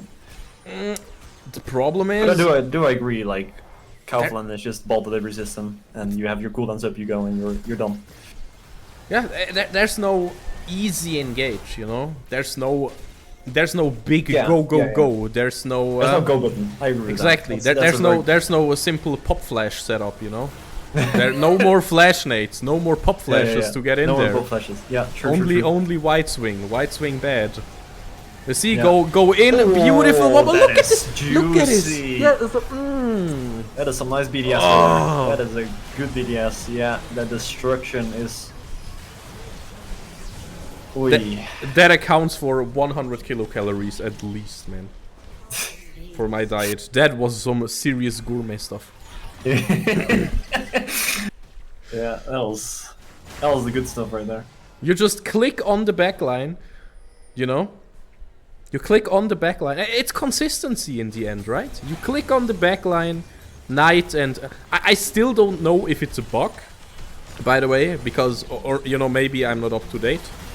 But I always feel like whenever Nocturne ults somebody, the Orianna ball is just so out of range. You know what I mean? Like, it should have jumped back to Orianna ages ago. But it just doesn't. Like, Tony was like 2 kilometers away from Orianna, and the ball was still on Tony. And I don't know how it works, but Nocturne and Orianna, you know, they are the modern Diana Yasuo for me. They are just really amazing picks. And they work. Aren't Oriana, Nocturne older champions? Wait, who? Aren't Oriana and Nocturne older champions? Yes. But I mean, all of them are ancient at this point. That's true. But yeah, I mean, it just works.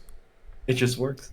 It just works. It's like you're with Yasuo Diana. You have to be melee on some lane, right?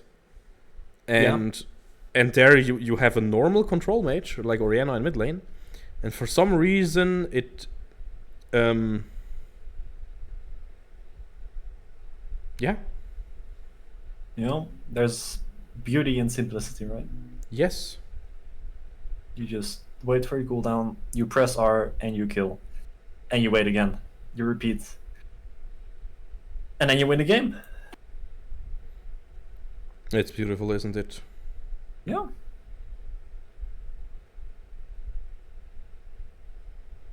So for all the League players out there, which probably most of you, considering you're watching League right now, find yourself a duo queue partner and learn Oriana Nocturne, and you will become Challenger easy. Yeah, I mean, If you don't, stuff, you know? If you don't, I do not take responsibility. Even if you do, you don't take responsibility, but that's beyond. No, then I take full responsibility. What do you mean take responsibility? Pay me like some money, or, you know? No, I'm just gonna say, you know, you only got Challenger because of me. Oh, that's what you mean. Yeah, but what if I go bronze? Yeah, then it's no longer on me. I see. That's how it works. No, that's not how it works. But you know what is how it works? We will go into a short break, and we will wait for next draft, and then we will be back, and then we will. I mean, do you want to play by play now? You're basically an expert now, or? I mean, I can try. Wait, by the way, did we only get 4 out of 5, right? I think we got speed. Oh yeah, basically, pressure in your voice. Whatever that means. Yeah, you know, like Oriana beautiful engage, or like Oriana beautiful and good. Alright, thank you for that demonstration. Just start barking into the microphone. I can imagine. It's like a play is happening and you're like, yeah. Oh my god! If Frolimo or I guess Brosard could play like Nasus, that would make it even better right now. No, he's not a dog. I hate this discussion, by the way. I hate it. I hate it so much because, like, Nasus is a Shakal, and yes, Shakal are kind of dogs, but not really, like biology-wise. But in Legends of Runeterra, Nasus is actually dog-typed. But he's not a dog. I mean, yes, but no. But yes, but no. You know, that's it's like saying a spider is an insect. No, it's an arachnoi or something, you know? Yeah, we're getting too far in biology right now. Spiders are not insects. Yes, I said so. Did you know that the oldest species is like, what is it? What is it? Dang it. Calamari, I think? Not octopi. But I think one of them is like... I have to show this to you, but I can tell. There's a lot of passion into this one. That's so funny to me. Like, basically before the dinosaurs and all those things existed, we already had calamari and octopus, and they basically stayed the same forever. So they are the closest things that we have to aliens, you know, that like evolved outside of everything else. Okay, with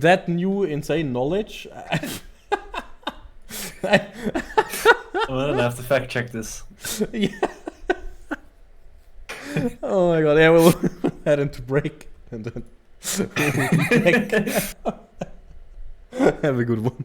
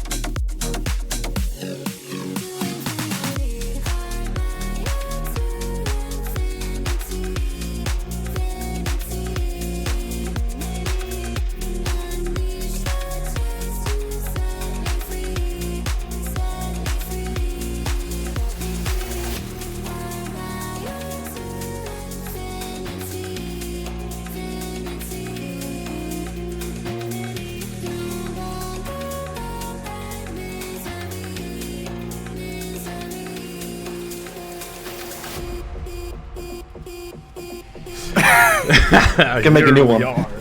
Here we are, guys. I'm so ready to draw the draft once it's done, so we don't... I can't wait. I'm actually excited for that one, for the draw. Are you? Yes. For all the wrong reasons. Oh, man. Alright, Yeah. I mean, let's see what we're gonna see from the draft. If we're gonna see any changes compared to the last draft. Maybe we see Frolimo on a more carry champion that we talked about last time. The Ornn didn't really work out, even though, you know, it's not really his fault per se, right? You know, you're picking Ornn into this top lane, kind of like being put on the weak side. You know, you're trying to play for your mid-bot side, and then you just put top lane on Ornn. So it happens, right? Well, I'd like to see something. We're gonna see the Skarner perchance. They were like, hey, that champion is kind of broken, maybe we should play it. We've all been there, right? Playing solo queue and you're like, man, that champion is so broken. And then you play that champion. And then you absolutely suck on it. But let's hope that doesn't happen for Foxnyr right here. And that they actually absolutely smash it on the Skarner. We are going to see the Sejuani in response that perhaps is smaller. It's not locked in right now. But that champion is obviously very scary. Okay, it is going to be the Ezreal set. Not the smaller. So far, you know, nothing too spicy yet. And now if we see a Thane, that will be spicy. That's what I would like to see. You know, I got my Thane statue in the background as well right there. So I'll be a huge fan of that Thane, but it's not locked in. I'm not gonna get baited. No. Basically the same pick, but also the same pick. Honestly, Kaiser and Vayne, think about it. They both go invisible and are annoying, they have short range, they like to go in really deep. You know, basically the same champion. Yeah, I mean I got a Vayne statue because I really like playing Vayne, but I also really like playing Kaiser for the exact same reason, so absolutely right on that one. But we do already address the problem that we had in the last draft, right? We didn't have that DPS. This time we have the Kai'Sa, and we are gonna see the Ornn coming through. Now I did just say I didn't want to see the same Ornn, right? But you know, in this draft, I will say, you know, you're using it as a blind pick. You know, also in last draft, I think the Renekton was already picked. I might be wrong on that, so you know, if I am, please call me out. Yeah, this time we're gonna use it as a blind pick. We actually have some scaling in our team composition. We have the Kai'Sa that we can play for. Whilst in our last game, we didn't have that scaling aspect, right? Which we struggled with. And this time we're like committed to the scaling, and the composition makes more sense, right? We have this back and forth, front to back team fight composition. We have the Ornn and the Skarner, the big beefy boys sitting up front. You know, you got some engage with the Impale and the Ornn Horn, right? Then you have your Kai'Sa as the DPS. Now we're gonna have to see how they're gonna round that team composition. Yes, there we are in the second ban phase, and you talked about a ton already. Of course, picking the Ornn early will leave up some counters, but honestly, you're on blue side anyways. You will get countered, you know, by the R5 kind of anyways, so you know, might as well just pick a power pick, make sure it doesn't get banned because you really want to play it. And that's the thing, honestly, Frolimo was really good on the Ornn. But the Ornn Gnar matchup, what do you think about that one? Because I think it's an interesting one. Yeah, I mean, Gnar can definitely be super annoying in lane, right? It is a ranged champion, so Gnar can definitely be a very annoying bully. So it is going to be Frolimo just kind of holding on for dear life in that top lane, but that is kind of why you blind pick that Ornn, right? You can kind of clear the waves with the Belly's Breath. I think it's called the W. Hopefully I got that correct. Wait, which one? The Ornn W. I think it's called Belly's Breath, right? Bellows Breath. Bellows Breath, almost. But yeah, you can kind of clear the waves, right? And you just try to hold on for dear life. But yeah, the Gnar is definitely a very annoying champion in that top lane.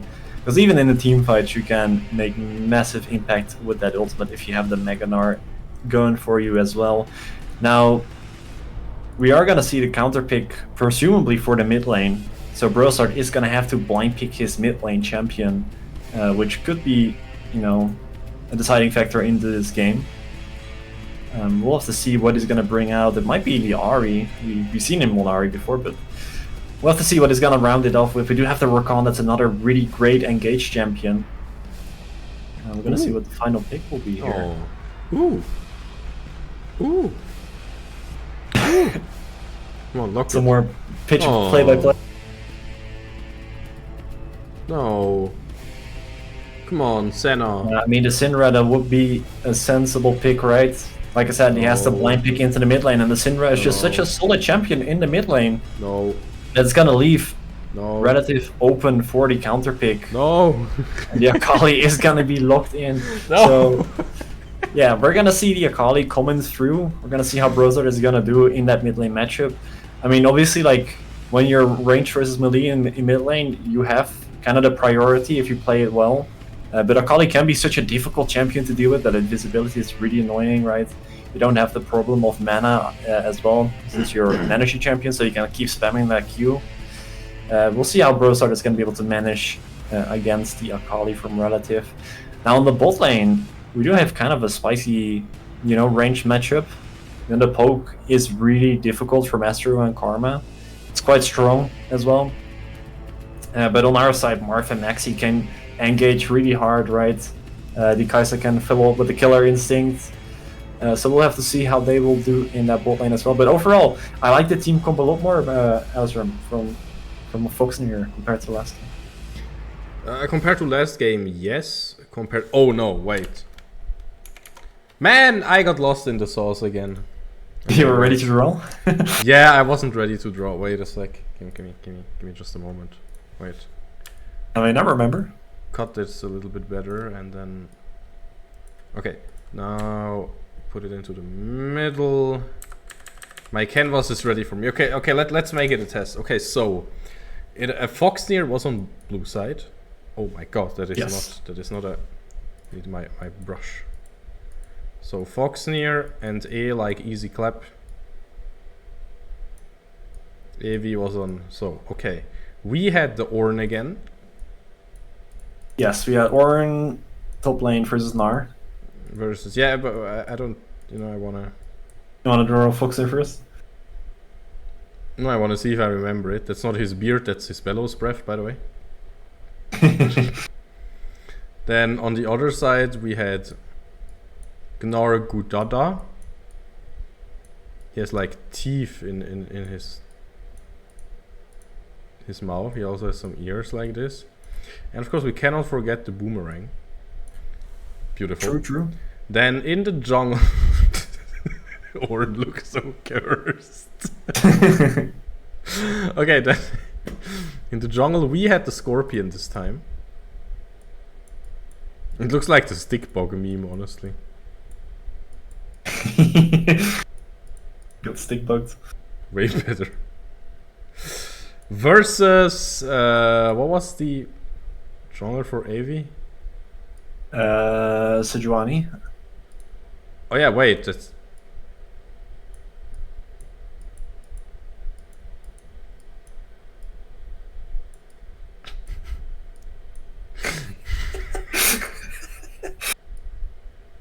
I need enough space, so I have to kind of squeeze it, Squeeze Sejuani. The boar is just flat. It's a pancake boar. Yeah, I need enough space, okay? Oh my god. The Then boar went on a diet. In mid lane it was Syndra for us. I wasn't big of a fan. Shring. Evil eyes, by the way. No happy smiley. Because I'm an actual pro, I will use the actual balls. No, I don't want that ball, I want that ball. Perfect. Okay, that's just like... It's good to know that Alice is a paint pro. And then we have Akali on the other side in her shroud.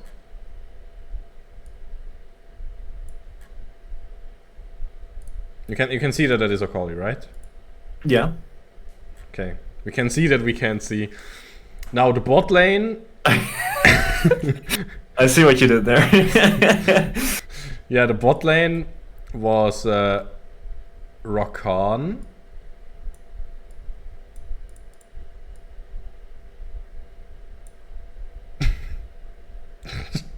He's a bird. Oh my god. What is that? And we have Kaisa, that is basically flying in with her killer instinct. my god. I'm just gonna say this is quite special what we're witnessing right here. Yeah, she's flying in. Oh, also she has evil eyes, of course. Of course. And the sad Everyone is smiley. evil. Yeah. What is her hair color though? Is it brown? I think it's brown, right? Isn't it purple? Like Floyd? No, it's brown now. Oh my god. And then I legit forgot the bot lane for It was Ezreal Karma. How do you draw Thanos? Whatever.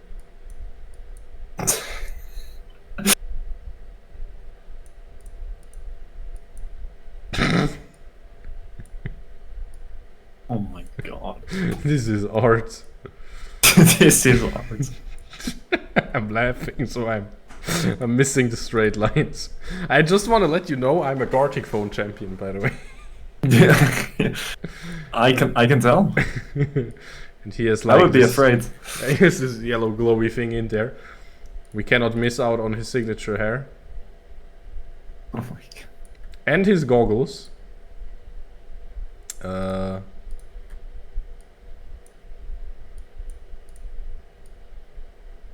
Perfect. And of course he says who needs a map, but he's only like really insecure. He uses a map himself, so he has a map here. Oh yeah, and Karma, you said generic green guy. Oh, the game is live. Wait, they said they have 6 minutes delay. What a been lie. trolled. Did I take 6 minutes to I mean, draw it this? wouldn't surprise me either. The horn is so cursed. The horn is just the best thing ever. But yeah, guys, this is the draft. I can't. Warnix, take it over. Take us into the Yeah, game. it's pretty about time. It's, you know, I would take over from whatever's going on here. Yeah, I mean, we're gonna see the exact same thing that we saw last game, where we just see all 5 players kind of guarding the entrance to the jungle. So once again, just like last game, the junglers will not be spotted on wards. You know, often we see teams kind of grouping up together to invade the jungle just to get some vision out in the enemy jungle. But that will not be the case. Unlike last game, this game we will see both junglers starting up on the top side. So, you know, we're gonna get some action on the bot side. We're gonna see Relative actually going for a little cheese here, coming from behind. He's gonna get off the shurikens and the passive out as well. Another shuriken, that's a really good trade for Relative in that early game. They'll start being cheesed out of the mid lane at the start. But yeah, you know, we're gonna see these junglers pathing down towards the bot side. So once they have, you know, presumably full cleared their jungle, we're gonna have to keep track of that if they go for that full clear. But you know, it is quite common. And Brosa is really struggling in his mid lane. He does still have that ranged advantage, so can kind of equalize it a little bit with the auto attacks. But you know, yeah, I've talked about it a couple streams back when there was also an Akali. You know, that Doran's shield combined with the second wind in the runes. I'm gonna imagine Relative has that as well. The sustain in the lane is so insane. So yeah, Brosa being poked out early will consume both of his health potions already. Relative still's gonna have his potion, and like I said, the Doran shield with the second wind as well. So plenty of sustain on the Akali. That is a very good sign for Eevee in the mid lane. See, Danka is gonna have towards that bot. I'm not sure if he got spotted. That would be kind of massive. Do see actually a ward that a Relative did put into the jungle, so they do know that Kiyomaru is on this bot side. Danka is actually gonna get the. He's gonna take the rep buff, but Kiyomaru is gonna finish the crux before that. So it is gonna be a little bit of a smite fight here, actually.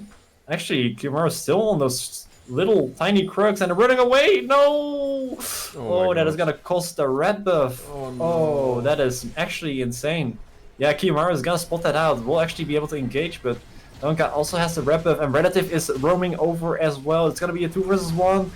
Tokimo is there as well. Kiyomaru is gonna have to flash away, but Relative is still on top of it. God. Kiyomaru is gonna go through If the he wall. gets He's gonna out go of back this- in. Oh, the heal though! I love the idea here, go aggressive, go hard or go home, but yeah, Tokimo was there like, you know, I have a heal, so this guy is a lot tankier than he actually looks like, and yeah, a Donkey squashed board, just too tanky. Yeah, and since nothing will happen for the next 2 minutes, you know, we're gonna kind of backtrack a little bit what happened there, you know? So, when we saw Relative cheese the mid lane at the start, he went and warded the Raptors on the blue side of Foxnyr, and that kind of gave the information to Eevee that, hey, this jungler is now on the bot side.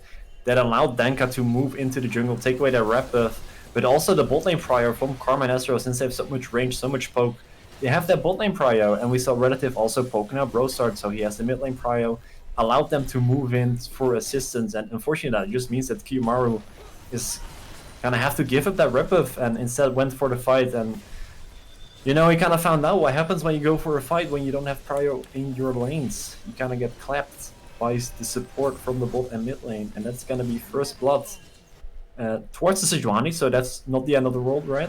There's worse things. Oh no. Kiyomaru kind of trying to steal something back, but will not be able to do so. Does get the ward into the enemy jungle, so at least get some information for his team. But yeah, that's gonna be not the start you'd like to see for Foxnyr. It would have been so nice to get the camp there, but man, Donkey was there, or Donka was there on point, just there, you know, at the right place at the right time. Had those respawn timers up in his calculator, and no harm done there. I'm a bit worried. Oh my god, Flammer. Is he looking for the solo kill here? He's jumping onto Frolimo, and he just literally solo bolo collapsed him. What? Yeah, just more trouble for Foxnyr right now. First the kill on the bot lane, now a solo bolo in the top lane. You know, we've seen Brosard struggle a little bit in this mid lane in the early game. Relative playing this, well, relatively well, I guess. And Dokimo is gonna catch out Maxi Thunder, will not be in trouble, you know. We're calling kind of a slippery champion. He's gonna get poked down so low though. All this poke damage. This is what I mean though, if you have Ezreal and Karma on your bot lane, that poke damage is so insane in the early game. Especially when you have Kai'Sa, which is like a very low range champion. Is gonna struggle a lot in this early game laning phase, right? Until they get level 6 and they can actually press the go button. The Danka is once again on the right place and the right time. Timo flashing forward, and the Skarner wants to get out of there from over the wall. Everybody's so low. Kiyomaru will die. Maxi Thunder super low will also die from Nos 2K, and that is so annoying. Only Marv left alive to tell the tale. At least we get a consolation prize on top lane. Brosard gets the kill here, and Frolimo looking a bit relieved here. As Gnar will go back into the Ice Age and the base, but bot lane, oh man, they suffer. Yeah, this is going to be very, very tough for the bot lane. You know, you have Ezreal already has the Sheen, and, you know, for all of us that has played against Ezreal, once he gets that Sheen in the early game, especially as it's like early game kills, right, that Q is going to sting so freaking bad. So the laning phase for Marv and Maxi is going to be quite tough. Especially like we talked about before, right? You kind of need that level 6 on the Rakan to really have that engage the go button that you need to counter the poke. But now that you're behind as well, it's going to be tough, and Kiyomaru being called out for Limo there to help though. Danka wants something there, wants the objective, but also wants some kills and a lot of damage. Frolimo, no TP up, but basically forced to backboard to... And of course Flamer, so annoying with the Gnar there, just throwing boomerang after boomerang. You cannot really work with that. That is such a huge... I mean, I hate to say it, but this is a huge L for Foxnyr. Marv knows he has to do something. He's trying to go for the bottom. Come on, one more auto attack or a Q or something. Now the barrier is taken. Two-shot barrage will miss. Now Tokimo is on the bot lane. Marv, maybe he can try to run away here. He has no killer instinct quite yet away with his own barrier. Maxi Thunder can maybe re-engage this one. Cooldowns are still on Tokimo. No ult here on Nos 2K. Marv, maybe he can hit level 6 in this wave. Maybe yes, but he will miss the missile. And that is a huge one. He could maybe ult right in there, get the shield, but it is such a dangerous one because Tokimo also has shields for days, of course, as a Karma. And this bot lane, man, Marv made it look doable, both barriers used, and what an epic 1v1. Holy moly. Yeah, that was so damn close. I might still be looking for something. The wave is kind of frozen, so Nostuke is trying to safely push that in with this Q, right? The cooldown so low, but holy crap, Burst being engaged on. Oh my god, in mid lane! This was a tough one. Q Maru jumps in there, but knows without his mid laner he does not have the burst damage, and he was just a tiny little bit too late here. And I'm still so ready for Moxie Thunder, you know, evolving into Moxie Hunter, getting level 6, jumping in with his Grand Entrance, you know, as his W is called, you know, as the Swiftness is his ult, by the way, but yeah, Grand Entrance. Come on, he wants to go in there. Nostuke has to jump away with the Arcane Shift. Now Marth jumping in with the Killer Instinct, and he should be able to get the kill. Can he also get the second one? He's kind of out of mana here. You have no mana, as Tyler 1 has said in the legendary days. And Tokimo in bot lane, not really looking too dangerous, but now he starts to look dangerous because there is a Druask Boar also looking to threaten bot lane. Qmaru walking in, so Donka can not hit his ultimate. And this bomb has been defused, but at what cost? Yeah, that's gonna be the minion wave being pushed in, so well, Maxi will actually stay to pick up at least the XP and a little bit of that gold from that minion wave, so not all is lost. But yeah, actually like really well played from Maxi and Marth right there in the bot lane. You know, you're kind of sitting in that awkward 2v2 where Nostuke and Tokimo kind of have the range advantage on you, right? You're kind of both low, you really want that kill. But you know, as soon as you go in with the Rakam, that the Arcane Shift is going to come through, which is exactly what happened. We saw that happening right in front of our own eyes. But Marth actually auto-attacked Tokimo, which allowed him to go in with the Killer Instinct to kind of close that gap that they otherwise would not be able to close. And that is like the game-breaking play that allowed Marth to get that kill. Very well played from the bot lane of Foxnyr. They're trying to claw their way back into the game, but the gold lead is still massively in favor of EV, so it's going to be a tough battle to fight. Oh yeah, definitely. Now, meanwhile, in mid lane, oh my god, Brozard again, he is suffering. He looked so good in our first game, but now he had to blind pick the Syndra this time, right? And yeah, I feel like Syndra just does not have the same tools as a LeBlanc. Yes, Syndra has way better scaling. Syndra has way better CC and control because, you know, if you use your ult and then use your E instead of, you know, using everything and then ulting, you have a ton of stuns. Well, you know, LeBlanc is just a way different champion. A lot more tools in a defensive and aggressive manner. I hate to see it, I'm honest here. This Akali is kinda looking way too strong. Yeah, that is kind of the perk of that red side, right? You get the blind pick on the final pick ban phase. So yeah, I get the Akali counter pick into the mid lane, and Brosard, you know, you also got Cheese level 1 by that aggressive play from Relative.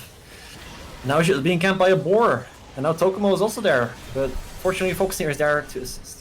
It seems like the play will just be diffused. Thank you Scorpion Man and Birdman for assisting Brosard in the mid lane. They'll be able to push out this wave, and it's going to allow Brosard to at least safely reset in the mid lane. Now they're going to look towards these Void Groups, just like we've seen last game, right? We've seen Maxi kind of consistently rotate up towards the top lane once these groups are rotating up, but it's going to spend a Flamer. He's going to have priority in the top lane, so this is not a done deal just yet. Okay, fight is going up there, impale 2 people, and there's also the combo. Skarner will just die though, not a tanky beast as we've seen it in the last game. And I hate to say it, but Brozard not even here, so this fight was basically super hard, if not even lost, before it even began. Yeah, I'm gonna have to completely agree with you on that one. You know, Brozard resetting and then going for the groups. You know, I understand you rotated your bot lane up to the top lane, but you know, Relative had teleport as well, and there was priority in the top lane, so, you know, Frelimo is always going to be there last, and that's just going to make the fight incredibly difficult to win if you don't have the numbers there. Now, Brosar did get his reset off, did get the Luden's Companion, so maybe the lane will be a bit easier, but, you know, the gold difference is just massively ahead for esports right now. We're going to see around a 3.5k gold lead in the early game, which is a massive lead to get this early on. Well, It is relative, and he's relatively ahead. I bet you never heard that one, but it is the truth right now for me. You know, jungle, even. Top lane, item-wise, even. Mid lane, also in theory, item-wise, even. But Akali hitting level 11, having that level 2 perfect execution. But yeah, a point of the story is, I still feel like we could be further behind. Yes, we are behind 3k. You know, we learned the 10% rule, so you know it's worth talking about. But if we look at the items, we are kind of even at this point. But you know, if you look at the positioning, Brozart, can he maybe get out? Can he maybe do something? Kiyomaru, nope. This Syndra, just not mobile enough, just not enough self-peel. Will be caught off guard, and Moxie Thunder is in danger there, and Flamer flashes for the Golden Bird. Was it a solo double kill in the bot lane? Or... I think it was, yeah, right? Yeah. Got a double kill. Yeah. Oh, the Impale misses. Oh, No. he's gonna get caught out as well. I mean, it is not looking good for Foxnyr right now. I mean, okay. You got the flash, and Dragon is up in 40 seconds, so maybe you can do something. But yeah, Nos 2k not having flash, not having barrier, it's not that bad, right? It's not the end of the world because you do have the arcane shift. Yeah, we're gonna see the Trinity Force also both on Flamer and Nos 2k already secured. You know, Trinity Force is such a strong item early on, very strong spike.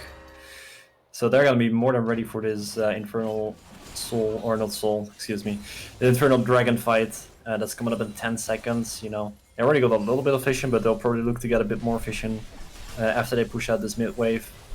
At least Brosar will have the bot wave for now, and perhaps can get a little bit of vision for Foxnyr as well. But you know, if Iwi does their due diligence, they'll start clearing out. There we go, so you get Danka moving in. Brosar is all alone, might be caught out again. The ultimate will not be up for Danka, so for now it looks like Brosar might be able to walk away from this scot-free.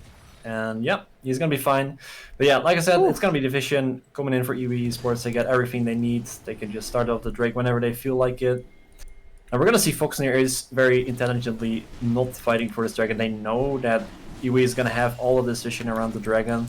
So they're trying to look for something in the top lane, but Flamer is like, yep, I'm gonna just sit back and chill. I'm not gonna get, you know, I'm not gonna greed. I'm not gonna go push the tower. I'm not gonna greed for any waves. He knows he has to just sit back. He's just gonna take some krugs. And yeah, that just means that Foxnyr cannot find anything on the map, while Iwi is just gonna take this tower, they're gonna take the dragon, and the gold lead just balloons even further. And it's very difficult for Foxnyr to do anything. I'm gonna see them maybe do something on the mid lane, but yeah, it's looking a bit sketchy for Foxnyr right now. It is indeed. This mid lane turret, super important, but you cannot really hold it right now. Moxie Thunder tries to look bigger than he actually is, but they are not gonna take the bait. Mark will just die for that one.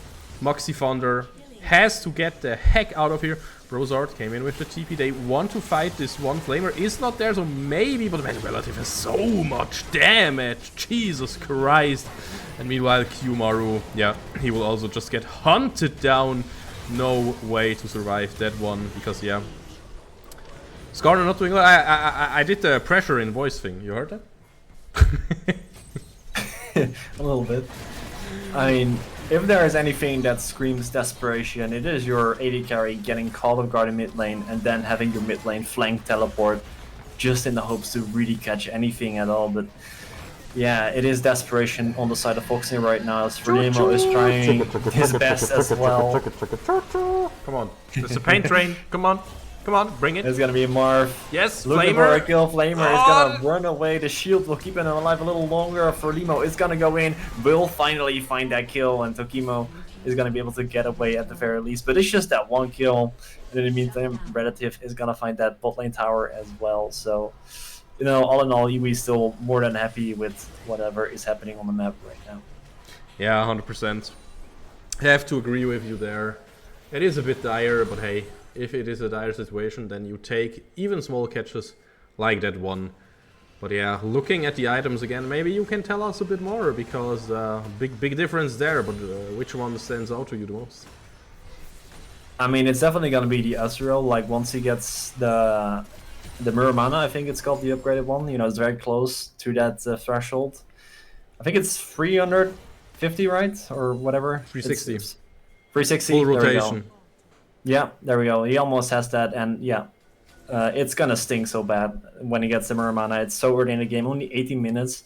Getting those 2 items on Ezreal, it's actually the Q damage is gonna be insane. So look out for Nosuke. If he hits this Q on Marv, he's actually gonna just like lose a third of his HP. You're Yeah, literally like look at that. calling it. That is disgusting. And that was not Absolutely. stacked, by the way. Now it is was- stacked. Now it is stacked. It wasn't stacked, so now he deals like Yeah, maybe it- 200 more even. Insane the damage he's gonna do.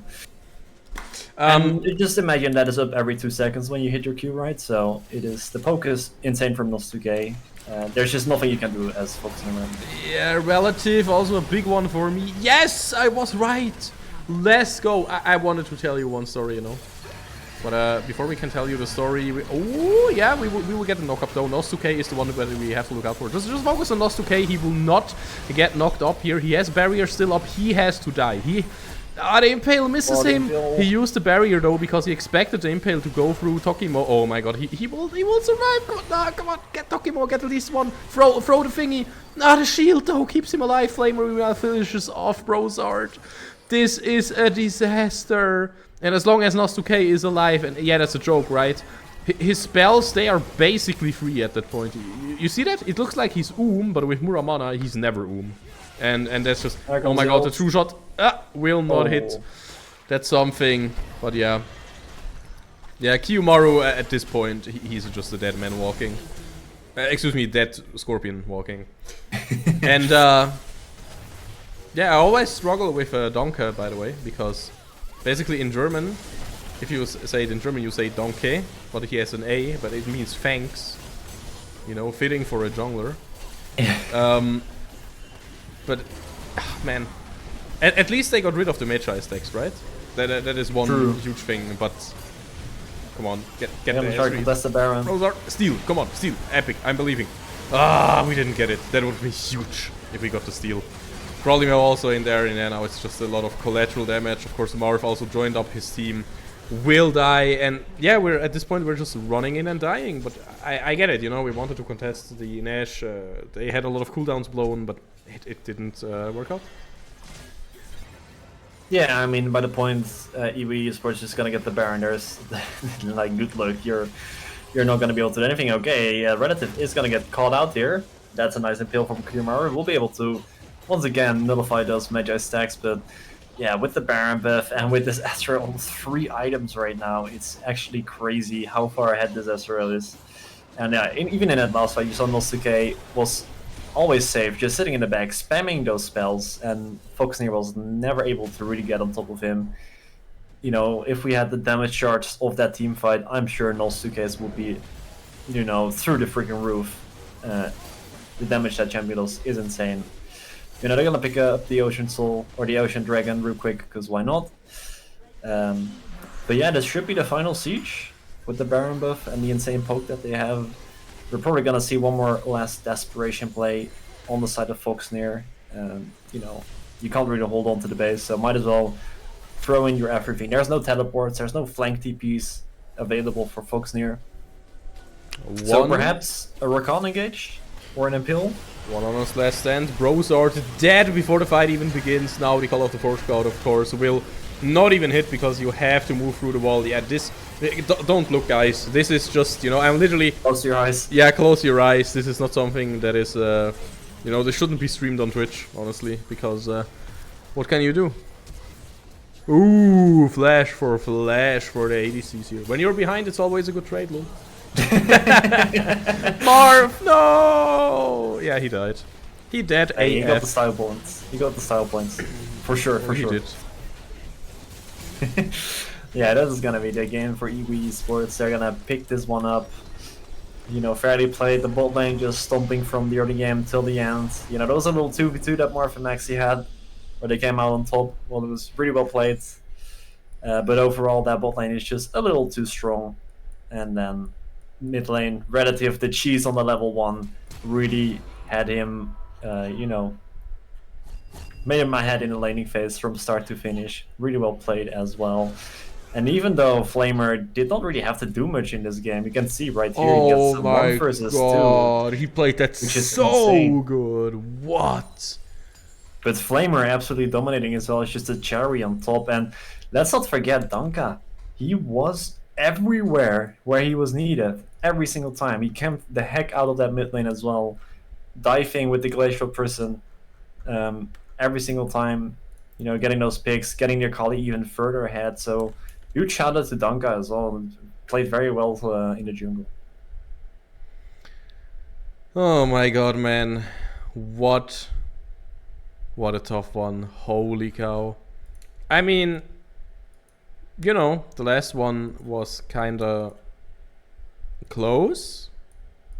But yeah, this one was not. I don't know what to say, honestly, because our boys got kind of destroyed. But that's what was a bit to be expected if we play against Division 1, Division 2 teams, right? Yeah, it is what it is what they like to say. Yeah, let's hope they can put up something better for the third and final game today. We still have one more to go. I did like the draft. You know, the direction of the draft is better. You know, kind of sucks that you have to blind pick your mid laner. Even though Syndra is actually like a very solid champion in the mid lane, right? I don't think it was the pick that kind of ruined it. Like the cheese from relative level 1 was quite massive. But I do feel like the Kai'Sa early pick was, you know, Kai'Sa does have like a struggles in ending phase mainly because of the range, right? She is a very potent AD carry in the late game, so if you do get to that late game with the Ornn items, right, and you have your beefy boys in front of you, she can really pop off, but she did get punished way too hard in that early game against the Ezreal and the Karma, which kind of sucks, right? Yeah.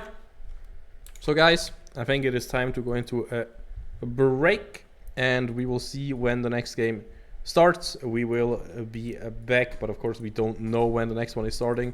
Probably a bit earlier again, but yeah, All41 Gaming has to finish their game as well, of course, so we will see you once the next game starts. You don't want to miss it. Maybe we can bring it back. We had really good plays in the first game.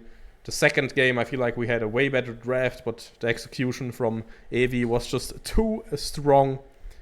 And yeah, here we will see what the third one brings. So guys, see you in a second.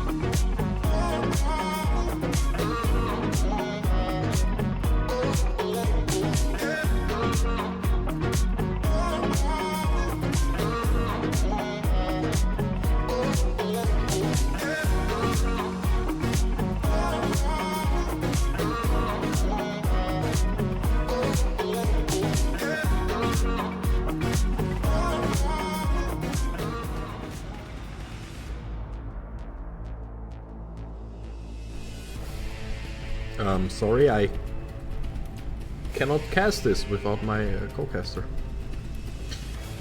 Unlucky. Oh, I love the Zinzhou here though. I love the approach. We're just going for a good old comfort here. No weird stuff. I can tell you guys, Varus Marth, that's cracked. That is the that is the crème de la crème. And I'm not even scared to hype him up for no reason right now. And then he gets slapped or something. No. Marth on Varus, he will look amazing. They got nothing to lose anymore. But I gotta start with my notepad already, right? So, wait, let me...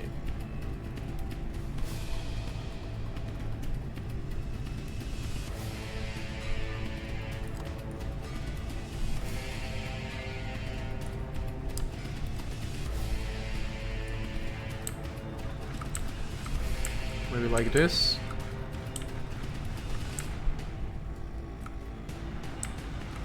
Ooh, Zillion.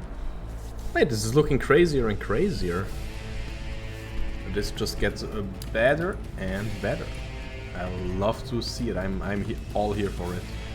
All here for those picks.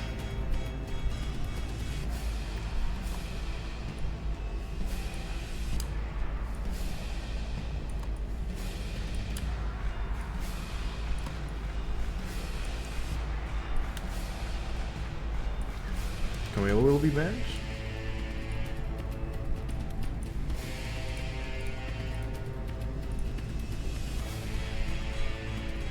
And... oh, interesting. Ornn will be banned, so no Ornn for Frolimo. I don't know if that's a bad thing or a good thing. Now, what will he go? Maybe for Keisante? That would be good. Maybe... yeah, probably Keisante, right? That's the one we have seen the most from him. Unless they ban it away as well. Basically, you will pick an answer to the...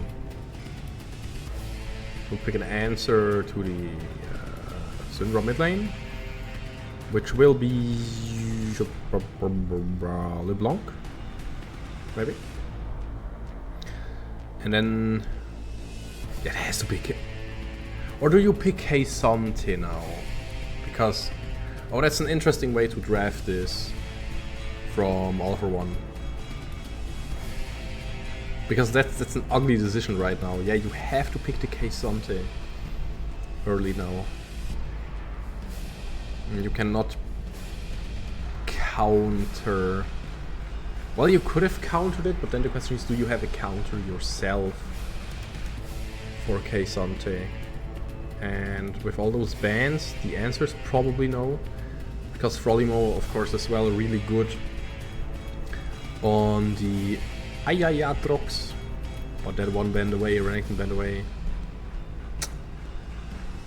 And maybe we will have a good support now. What will it be? Still hovering, still chilling. A Rel would be interesting, but come on, stop hovering. Come on, we want some actual sauce. Going to be the Lulu. Okay. That tasted a purple, as you all know. And you also all know that I will be busy drawing. But hey, our friend Warlix is back. Hello. How are you doing? You are back just in time to see me draw and talk about draft. Oh, here we go again now. The canvas is ready. Okay, how will we...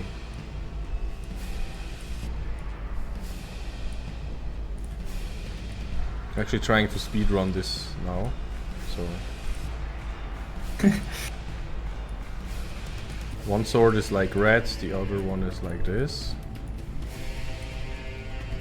By the way, it's still in mid lane. Fun fact.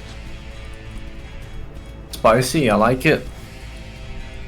I used to play Zillion mid lane. He can be really annoying with his self-revive. That late game is like 20 seconds cooldown or something. Bro, that draft was like gone in a second. What?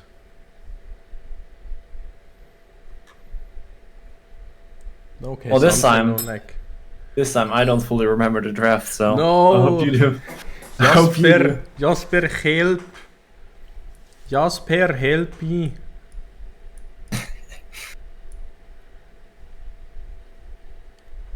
I actually want to talk about the draft, but oh, he got me. Let's go. I remember the Syndra in mid lane. No time to select the thing, you know, just go with the balls.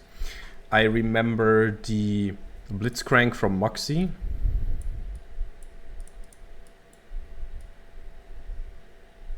Perfect. I remember the Lulu. No, wait. Need to make small person. No, man, I can't do small person. Come on. Yeah, I remember the Varus.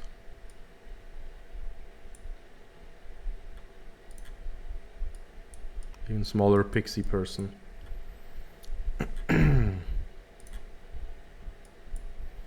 Then I remember, yeah, the Varus, of course.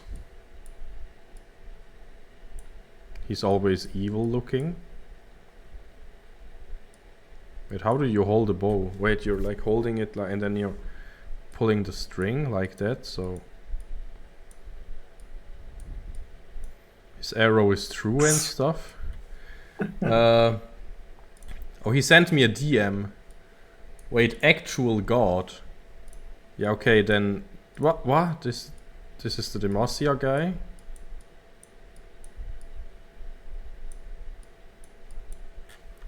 And then, of course, how do we draw Cillian? Big clock. Blue man with big clock. Grey beard. So how do you not know all the champion names? Yeah, man, how because dare you? League isn't his thing, right? He's more Rocket League. It's also League, but then different. Cars go vroom vroom.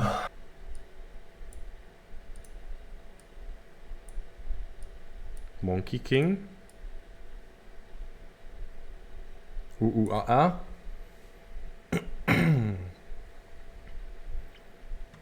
Yeah, oh, we cannot forget the glorious hair from Zinzo. Of course. And, oh yeah, Jinx was bot lane. Wait, Jinx is easy though.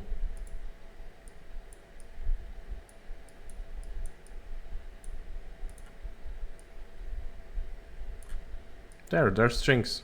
Easy. Just the blue hair. Easy clap. I mean, everybody knows that. Oh, long blue hair, like 2 braids. Jinx. That's fair. It's fair. There has to be Jinx, right? Who else? Who else can it be? So yeah, let's talk about draft. We have Zillion mid lane. What? I like it. I'm a Zillion fan. I love that champion. You know, like I said, late game, your ult cooldown is so low. So if you have like a long extended team fights where you can revive multiple team members, that is like absolutely massive, right? But you know, when you look at this team composition, you do look like, hey, kind of Marv is your only real DPS, right? So, you know, we cannot have Brosart missing his revive timing onto Marv, because then you're in big trouble. Other than that, you know, there's also, you can also rely on Maxi Thunder finding the hooks to get an engage, which could be difficult in the late game, right? I mean, you do also have the double bomb stun or the change of corruption from the Varus, which could also, you know, help Maxi hit his hook, right? Throughout the Varus ult, Maxi follows up with the hook, and then you get your easy pick, you go to Baron, you win the game, and we're all happy. If only it were that easy. Yeah, I feel like... Wait, it's not? Wait, it's not? It's not? No, if only, man. The thing If only. The thing is, we can see a lot of people on their signature champions right now, and I love that.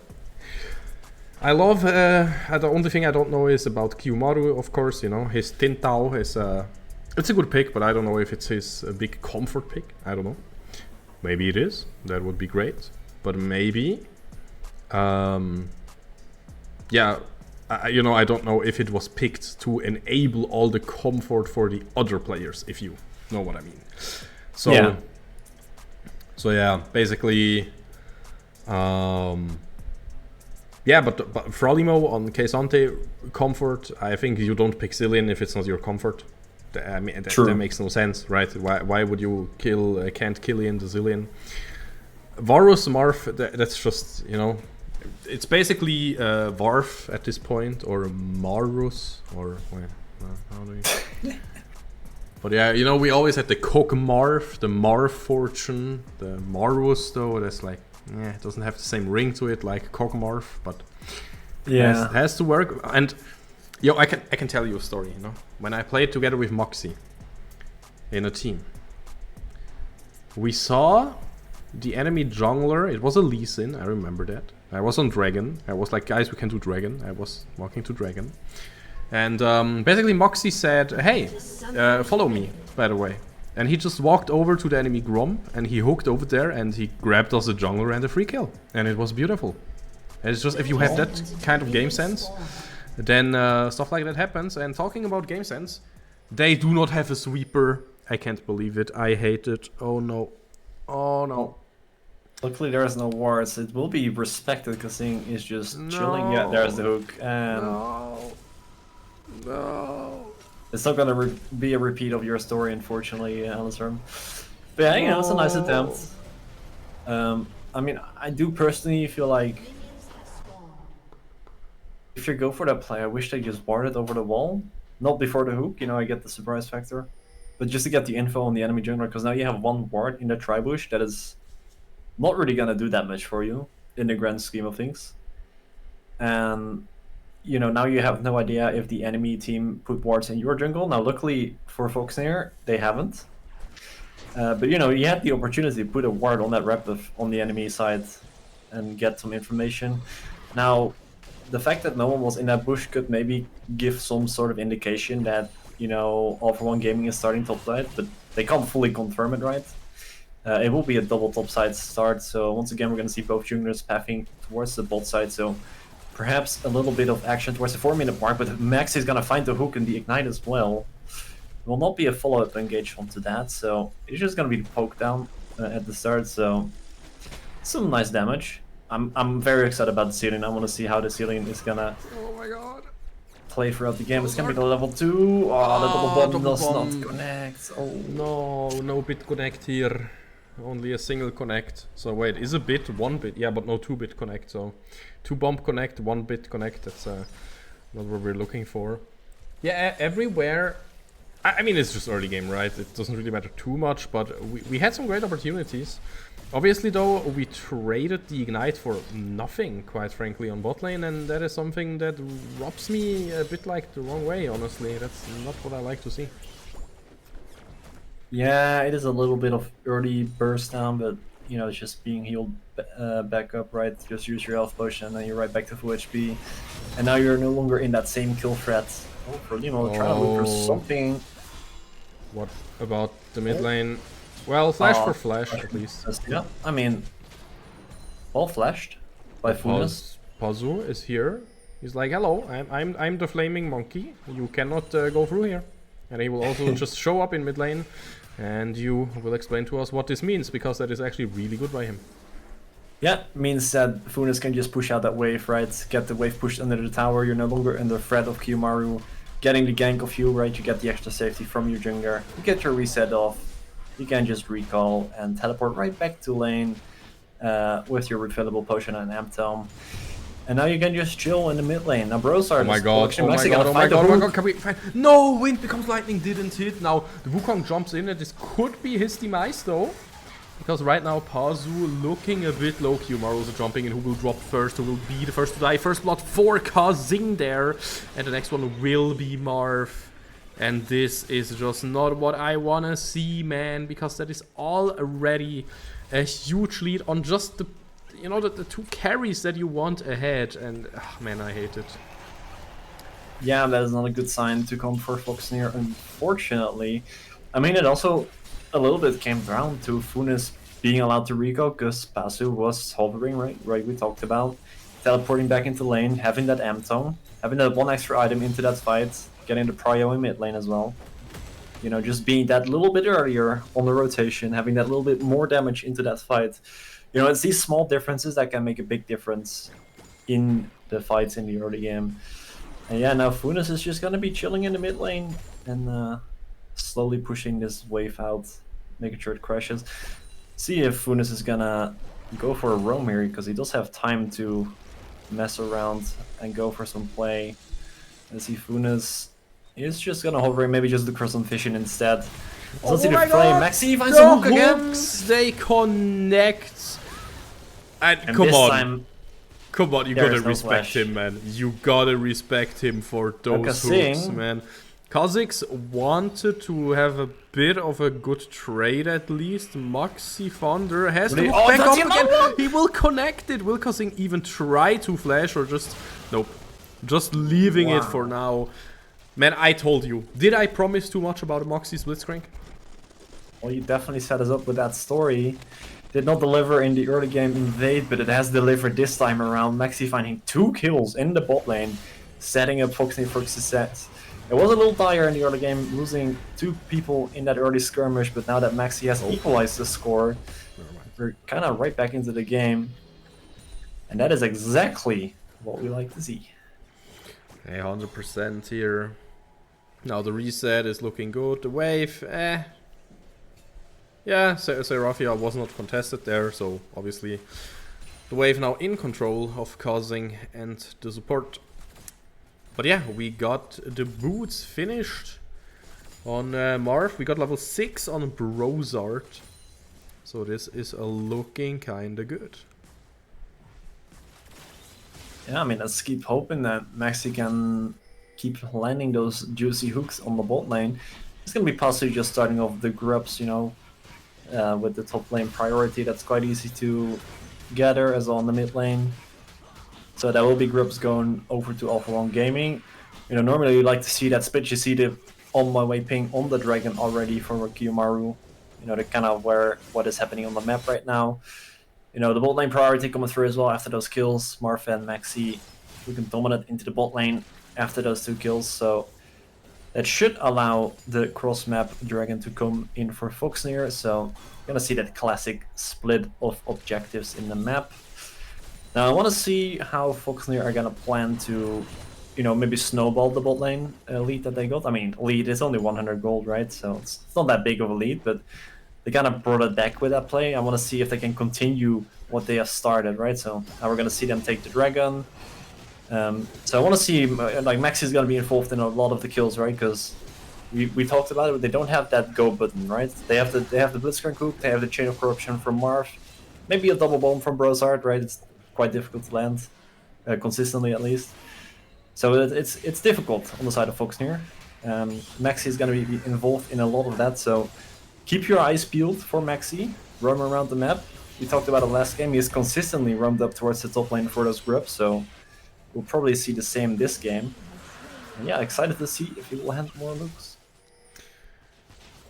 Do you actually know if the Cloud Dragon still reduces slows? I do not. I can Google though.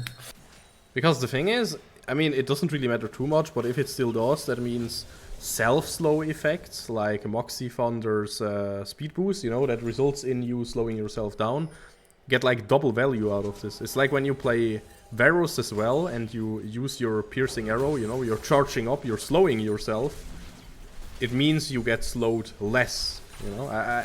You know, if you have extra movement speed, you're still a little bit faster, if it also reduces slow's effectiveness, then you really profit from it. So of course that's a minor detail, but I feel like it feels pretty good to get that speed buff, overall. Also for Moxie, just in general, to be close one, to be at more places at the same time, it really helps. Yeah, so you do get, for the one dragon, you get 5% slow resist and out of combat movement. So that is really useful for Blitzcrank. Yeah, 100%. And for Varus as well. I mean, again, for everybody. Everybody that has no, like, endless dashes, for example. Oh, Brosart. Yeah, classic chrono shift in mid lane there. But no, that's why it was picked into the matchup probably, so you can just, you're ulting? Well, I'm ulting. Okay, handshake, that means we're even now. Cool story, bro. Go next. Go next fight.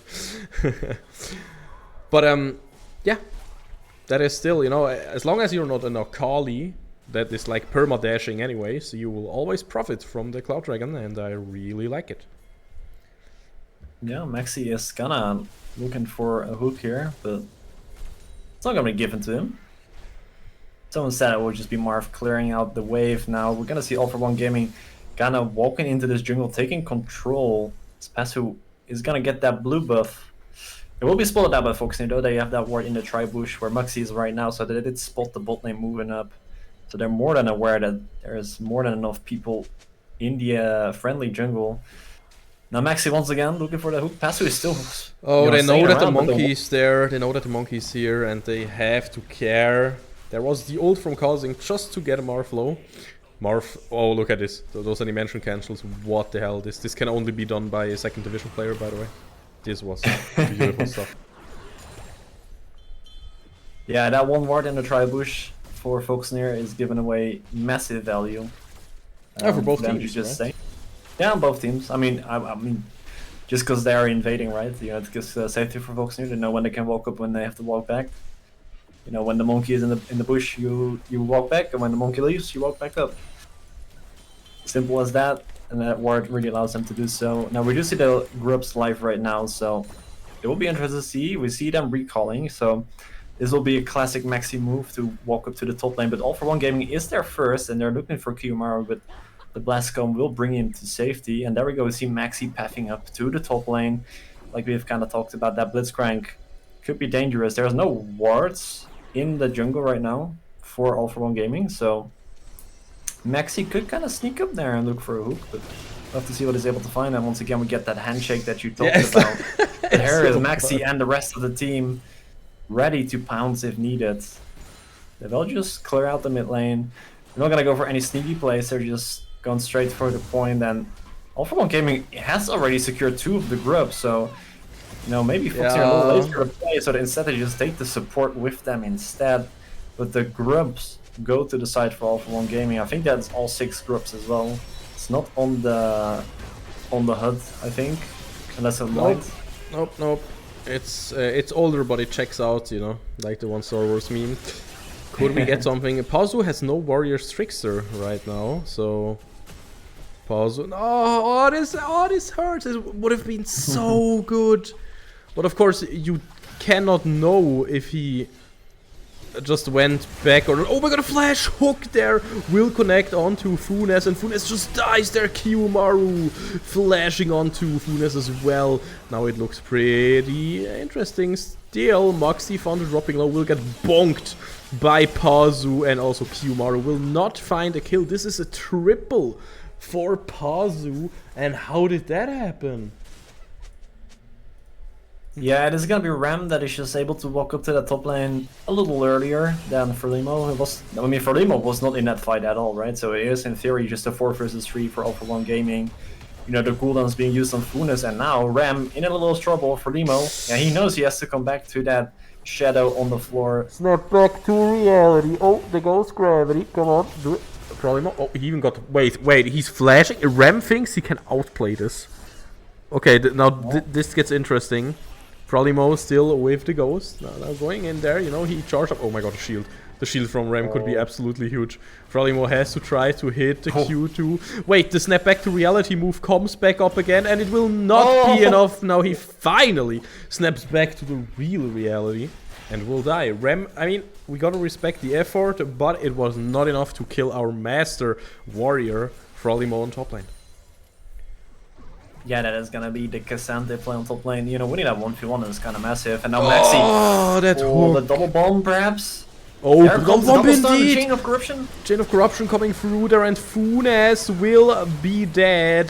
Maxi Thunder, though, with the Chrono Shift not doing much now. Pazu maybe wants to look for the blood, but nope. No blood to be found here for Pazu. Like, Pazu is the big one for me right now. Triforce already, you know, that's a really dangerous item on a 4-0-2 Wukong. Frolimo greeted a bit too hard for the wave. Maybe can he survive? No, he cannot survive the onslaught. That is Rem's Yasuo brother. Yasuo's brother, excuse me. English hard.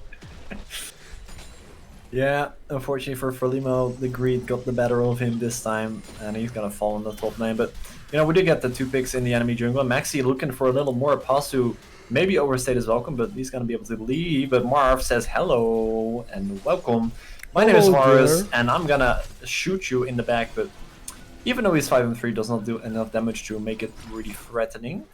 So we'll just go back to clearing his wave, get that gold going up for him. Now, with all the chaos that's gone, you know, we did talk about All41 Gaming getting both of those Void Grubs on the top lane. So they are on 6 stacks if I'm not mistaken. Now unfortunately for Foxnyr, the dragon was not up at that time. So they were not able to get the second dragon. Now hold on, the double bomb is going to come through, but Ram is here to assist. Now Brosard maybe in a trouble, but he does have the Chrono Shift, so... However, the re-engage will come through, and this is where he is gonna shed a little tear. Oh, but actually let's gets go. the kill back. Okay, I mean that is not too shabby, I have to say, because in the meantime, Frolimo is gonna be able to take that top wave and will be able to push that one out, getting a little lead for himself as well. Now the dragon is gonna be the point of contention. 50-50 smite, who will get it? It will be a steal for Kiyomaru, and he jumps in, just gets it, but how will the fight evolve? Well, Marv gets just bursted down, he got hit by all the outplay buttons. And, wait, correct me if I'm wrong, but we were just in a 3v4, right? So, yeah, numbers disadvantage, right? Yeah, Brosard did get killed in the mid lane, right? Frolimo was top lane, so it was a 3 versus 5, yes. Actually, Rem was dead as well, right? From that place, so 3 versus 4.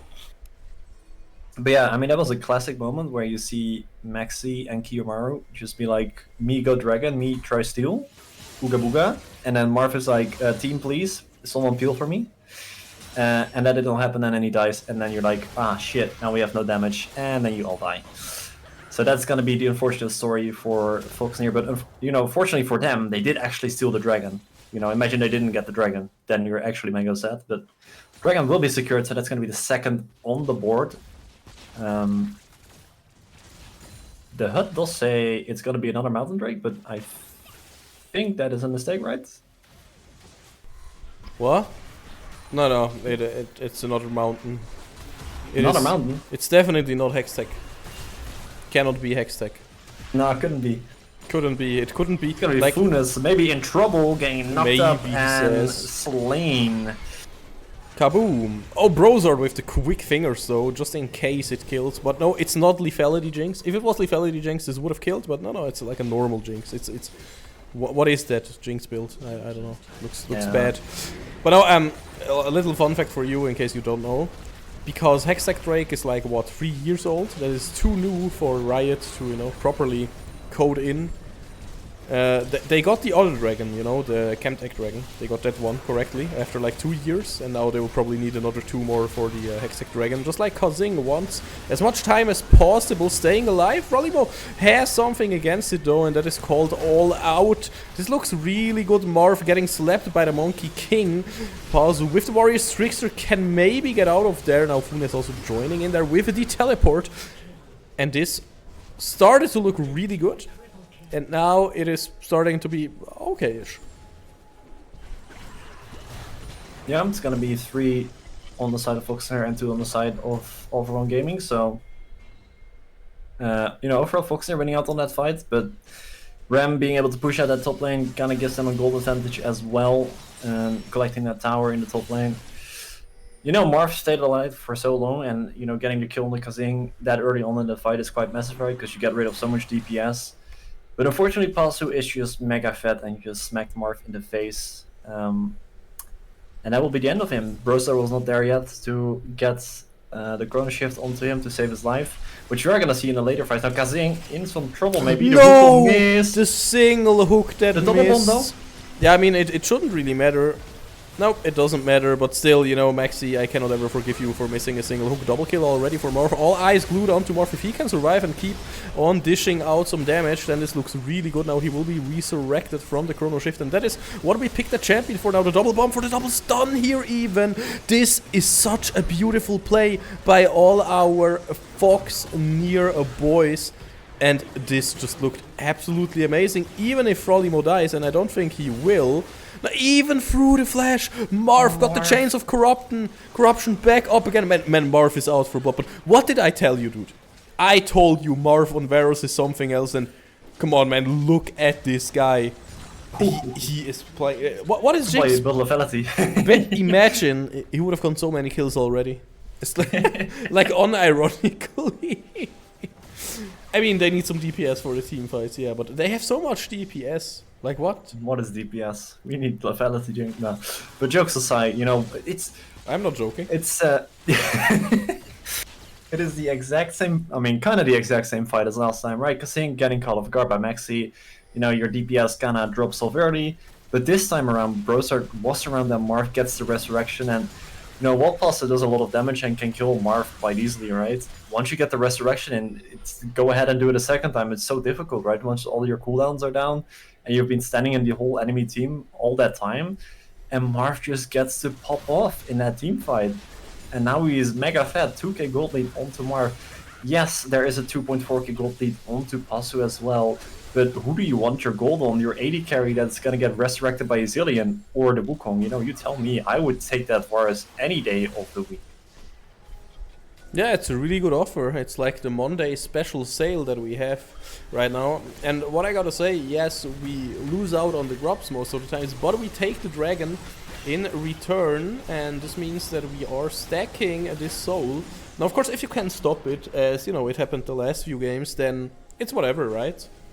But we are again on soul point at 21 minutes, and that is not too shabby. Now the hook will connect onto the clone, so that is of course a really good niche case for the Wukong, where he's really good against some certain skill shots, you know, like Ash Arrow, stuff like that. But yeah, I still like it. That's the thing though, the entire team like breaks if Moxie Thunder cannot find any hooks anymore, but so far he has been delivering consistently, you know. Yeah, I 100% agree with you. We talked about it, right? It's difficult for folks to say, hey, we want to go in now, right? Because you're relying on that Blitzcrank hook, on the Chain of Corruption, or a double bomb, which are all, you know, difficult to consistently hit. Maybe the Chain of Corruption is a little easier, right? Because you have it's a little longer range and easier to connect. But, you know, so far the skill shots that needed to land have landed, and Maxi has continuously found the impact that he needs to. You know, twice in a row caught off Kazing in those team fights, winning the fight for his team. You know, imagine Kazing was not caught off guard and he gets to shoot, you know, all the way through with the DPS in that team fight. It's a massively different outcome. So huge shout out to Maxi, absolutely slaying it on this Blitzcrank pick right now. Now we are gonna see All41 Gaming trying to take some control of the vision here around the Baron buff, making sure that Foxnyr can't clear the Baron without vision. So now we're going to see Foxnyr do the exact opposite, and they're going to clear out all that vision once again, pushing out that mid lane wave. And in the meantime, we kind of do have the Ram on the Zione, and Brosart with the Zillion on bot lane, just kind of handshaking, pushing in waves back and forth. And we don't have teleport on any of these champions, but Ram at some point will have a teleport up, right? Which Brosart will not have. I mean, he does have the, what is it called? The spellbook. So he could swap to teleport. Yes. Yeah. He's basically summoner spell fluid, you know. He can have every single one at certain times in the game. So, you know, I'm not even fluid in multiple languages, and this guy is fluid in like 10 summoner spells. Imagine. Imagine, couldn't be us. Yeah, I mean, you know, if we do have a fight where Brosard is not present, right, that is going to be massive for All41 Gaming, right? Because that Resurrect is so important onto Marv, right? So we need Brosard, you know, with his finger on the R button, ready to press it any second when needed. Because Marv could explode. We cannot forget that Funes has this Syndra as well with 2 items, getting ready to get the death cap as well. Maxi, barely missing out on that hook. Yeah, almost getting the death cap onto Funes as well. He's going to be able to one-shot Marv if he mispositions. Combine that with Pasu as well. Oh, no. The Chain of Corruption also missing. Now this is the other side of the coin, right? Yeah. Where we're missing those kill shots, we don't find the engage this once. Now this does mean All41 Gaming has pushed out the mid wave. We'll be able to go into the river / jungle first, and now Ram is just having a little wet noodle fight. Wait, wet noodle fight you say, but man, Ram is feeling it, but now it is time to go all out for Frolimo, jumping in there again. I think he can 1v1 Ram, but it's looking super close. Frolimo, come on, get this one. Yes, he will near on the mid lane. Moxie Thunder will be the one to have the protection, because a lot was used onto him. Teleport is also coming in here. Pazu now is the front line that needs to go down, but without Marv, we're kind of lacking the DPS. And I will be the first one to say that this is still looking winnable, I said. And Brosard sadly missed the double bomb because Kazing still had a flash, still had a barrier. And okay, I'm gonna be the one, I'm gonna be the hater. Why are on Moxie Thunder? Yeah. Probably misclick actually. I cannot. When I saw the ultimate on Maxi, I was hands in my head. Yeah. That is not what you like to see. That is instantly the sign for All41 Gaming. Hey, this AD carry is not gonna get resurrected. If we go in right now, he dies, we win this fight. And that is exactly what happened. Kazing still alive, still popping off right. This time not caught off guard by Maxi. The resurrect not available for Marv either. And that is exactly the win condition that you want for All41 Gaming. And it's all in the hands of Foxnyr, right? You need Brosard to have his ult up for Marv. You cannot not have that ultimate up. It's very, very important, right? Now Frolimo did get the 1v1, which is great and all, but unfortunately that teamfight will swing in the favor of All41 Gaming. Now it's not the end of the world, right? We still have the advantage, and hold on, there's gonna be another fight coming. Next team fighting coming. Could be dangerous. One teleport is getting used by the Zillion.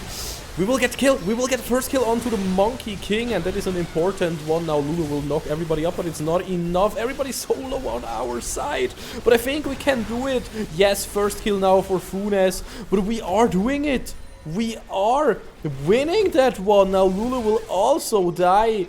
That did taste purple indeed. Moxie Thunder will just get deleted and yeeted onto the ground. Funes in the 1v3. Frolimo still feeling it. He will not be able to take the portal. Not here, not now. And even giving the kill over to Marv. Just absolute perfection.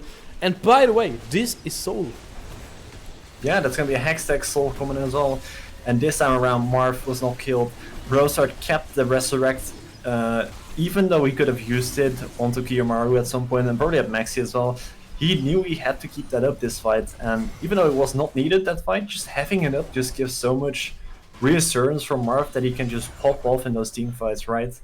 And yeah, this time not blundering the Resurrect, and Foxnyr just winning out on that fight. Also dropping up quite early in the fight as well is quite massive, because that is the main threat for Marv, right? And even though in that fight Funes actually played really well, had a massive scatter of the week as well at some point, stunning up to like 4 players, you know, finding a kill onto Maxi as well, it just was not enough, unfortunately, for them.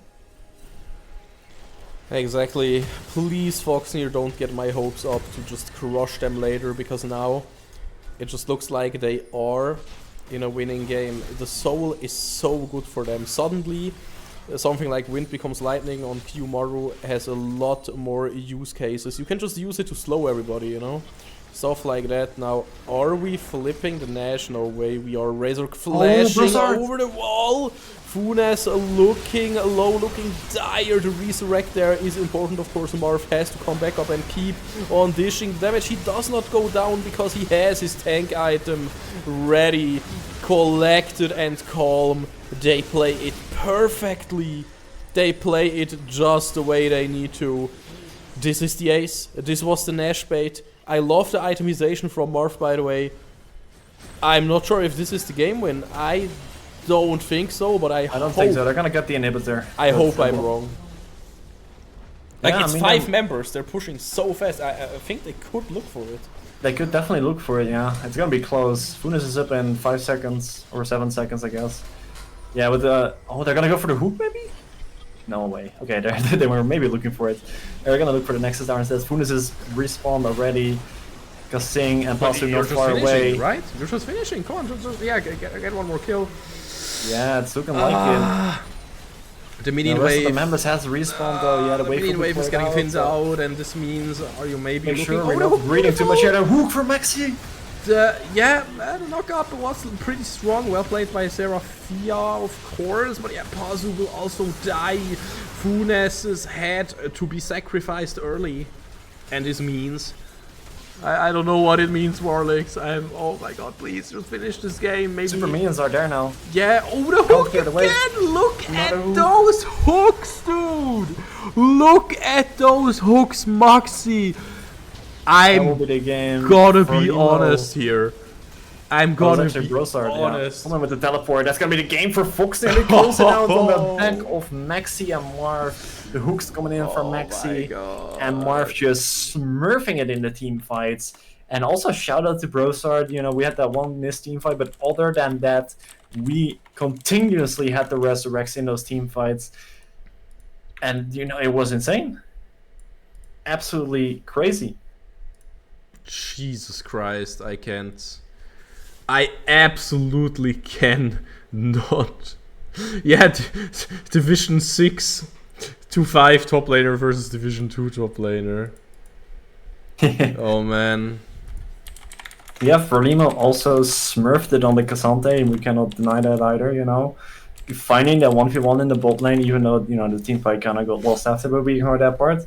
You know, finding that 1v1, also in the laning phase, found another 1v1, absolutely smurfing it on the Cassante. Yeah, I mean, it was perfect, right? We got everything that we wanted in that game. It was absolutely perfect, man. Yeah, as you said, absolute perfection. Oh, the green screen. Oh my god, that hurt my eyes. Help. That was probably the video restarting or something. Oh yeah. We will have an interview, by the way, which is absolutely lovely.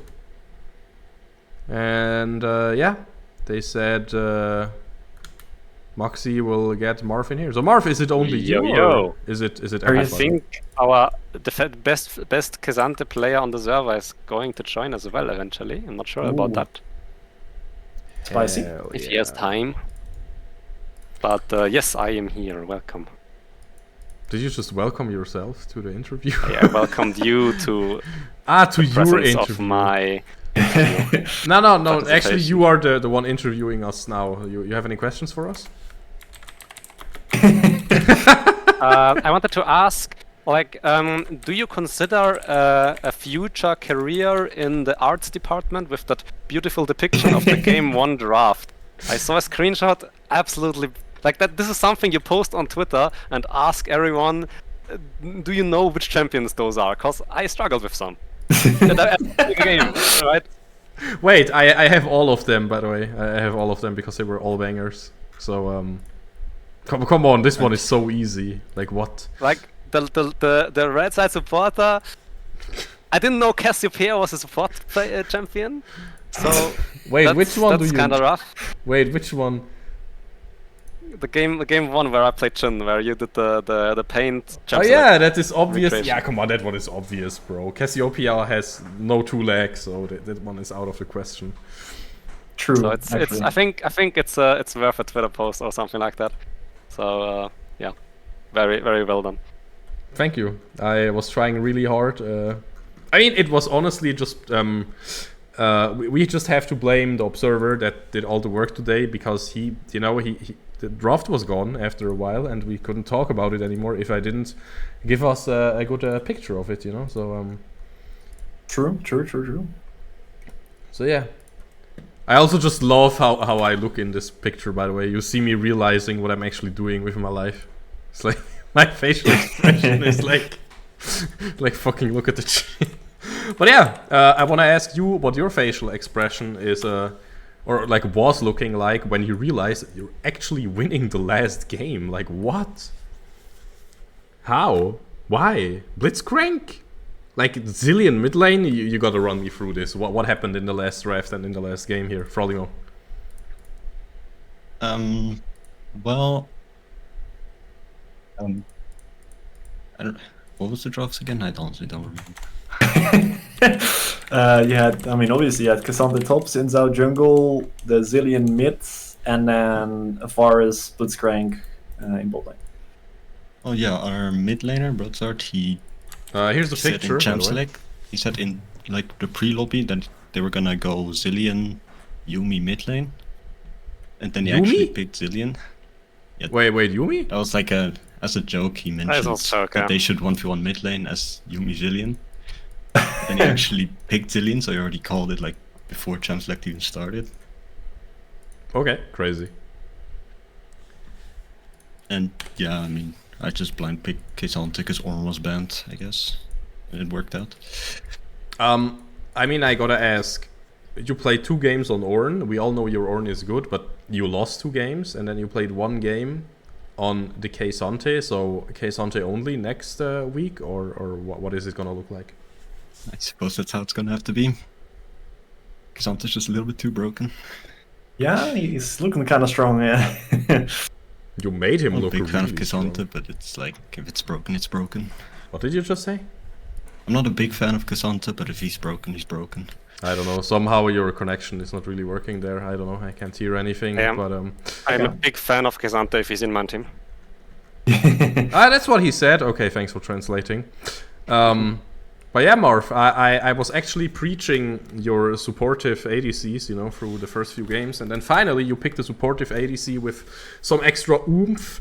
Do you feel like Varus was the best pick you had today? Like, for example, in the first draft, I criticized like your tank shredder capabilities on a Jhin a little bit, for example. Do you think that was, you know, a draft issue, or was it just in-game? I think our drafts were all pretty nice this day, this series, these 3 games. But I mean, there were some hiccups that I would be doing differently in future games concerning the draft. But overall, this was fine, I think. So it's mostly just in-game mistakes. Like game 1, you saw how we battled against the favorites and almost came through with the victory. Like we play 1 or 2 situations better, and we are favored to win the game. And second game, it was kind of impossible to play. And the third game, yeah, you saw what happened. Yeah, so, I mean, let's be honest here real quick. I mean, question to both of you. I think we went, if we're honest here, you know, we went in with the expectation that we would probably not win a ton of games today. So, winning the last one, are you happy with today's results, or are you still a bit sad and you feel like you could have won more games even? I mean, I game feel 1 like was winnable, yeah. Yeah, I was gonna say the same. I think Game 1 was very winnable.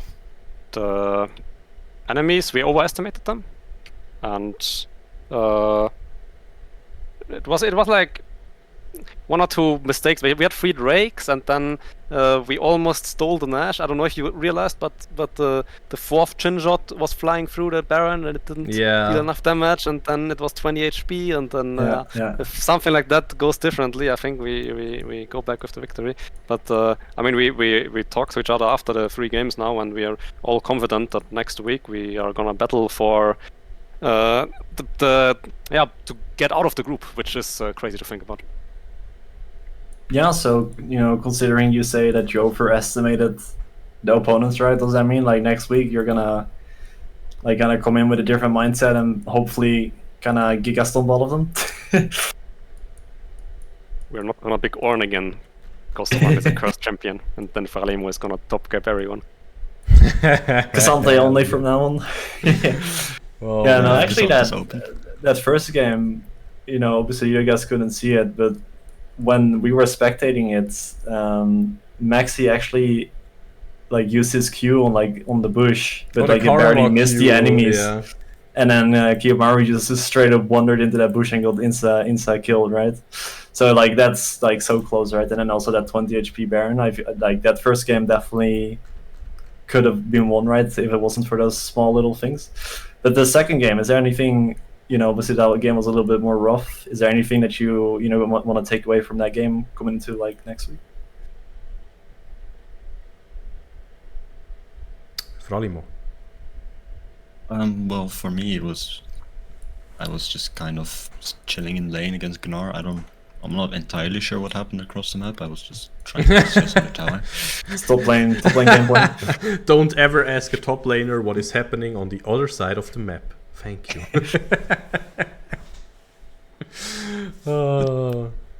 Yeah, we were just... I mean, I didn't play well myself, but we were just dying across the map as well. And they were just at a very big lead since the beginning. I'm not sure exactly what exactly happened. Well, good thing we have somebody in here that was on the other side of the map. So, Marv, did you do it like us and close your eyes? Or can you tell us what happened there? You mean about game 2? Yeah. Yeah, the one game that never happened, question mark? Yeah, I mean, it did happen, and it was okay. I can't win them all, and yeah, I mean, we could have won the first one. The second one was kind of unplayable for us. It's snowball. Like it happened what should happen. Enemy got a lead early game, and then they snowballed it really well.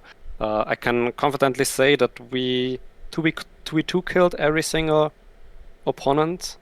So True. in all 3 games we got a 2v2 kill. So they are they have to go back to the drawing board? Training area. I mean drawing board, yeah, fair enough, but to the training area and do some more 2v2 practice, because how can you lose to unranked supporter in 2v2? Like, it's kind of illegal. Honestly, how much did you pay for the Blitzcrank scripts, by the way? Scripts, it's like give a man with hands Blitzcrank and he's gonna deliver, right? And Maxi, even if he wouldn't admit it himself, he has hands and he knows how to play. He doesn't play that much anymore, but if he's locked in and if we are the duo on the bot lane, then the enemy has to be careful and has to watch out. Well, I think those are some really nice takeaways that we got here, and also some really good final words. Foxnyr for sure the underdog, but you have to watch out because oops, suddenly you slip. And we saw it. The comfort was getting better and better every single game. So guys, thank you so much for joining for the short interview. Of course, you can have the last words if you want to, and then we will head out. I have said everything. I want to give it over to Frolimo, to Marv, then to Warlix, and then we will call it a day. Alright, so I'm not saying it's a coincidence, but the last game I switched to the T1 ward skin and we won. You better keep that on for next week then. Yeah, next week I keep it and it's 3-0. Okay, I'm gonna write that one down. I have to change word skin. Alright. Also, not a coincidence is that we took, as a team, we took the 5 red minion icon. Like there's a red minion that gives a thumbs up in the client as icon. And we took that, and the red side games, they were good, and the blue side game was a disaster, so maybe we swap it between games, and then we are gonna perform well. Absolute banger, guys. Some hidden technology right here. Alright, well, I have one final question for Marv here. What is your opinion on the fact that Jinx in that last game did not build lethality and missed out on 2 kills because of it? Learn how to build. Well, there we have it, ladies and gentlemen. Learn how to build lethality on your Jinx. You'll get more kills with your super mega def rockets. And I think that is about it from us, coming from the Foxnyr cast. And thank you very much for Limo and Mar for joining into this interview. Yeah, I think that's about it, right? It is. I want to wish everyone a very good evening, and we'll be back next week, Tuesday the 8th, for some more banging action, and with the T1 ward skin and the correct icons. Who knows, we might 3-0 it. Oh, definitely. That will be an awesome one, so you do not want to miss it. Have a good week, and have a great evening, everybody. Auf Wiedersehen. Back and forth. Move my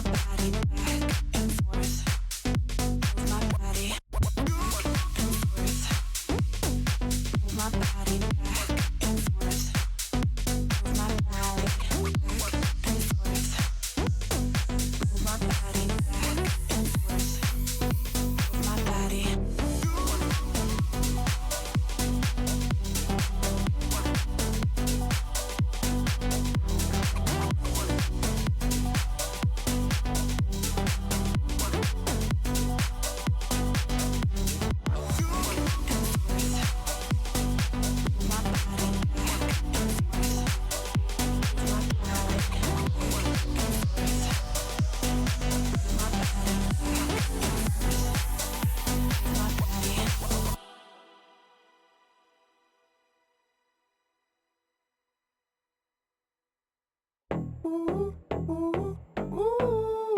loving myself for a minute. Been feeling myself for a minute. Hallelujah, amen. Sweet Lord, born again. What you doing? Who you seeing? I got the right feeling. No money, go tell her. Go get it, go do ya. Where you going? Where you seeing? I got the right feeling. I've been loving you. Been loving myself for a minute. I've been loving you. Been feeling myself for a minute. I've been loving you. Been loving myself for a minute. I've been loving you. Been feeling myself for a minute. Ain't no one like me. Ain't no one like me. Come around me, you see. Come around me, you see. Ain't no one like me. Ain't no one like me. Come around me, you see. Come around me, you see. I see you looking at me. I see you looking at me.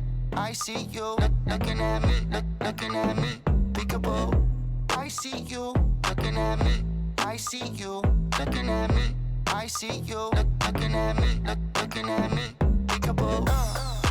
I've been loving you. Been loving myself for a minute. I've been loving you. Been feeling myself for a minute. I've been loving you. Been loving myself for a minute. I've been loving you. Been feeling myself for a minute.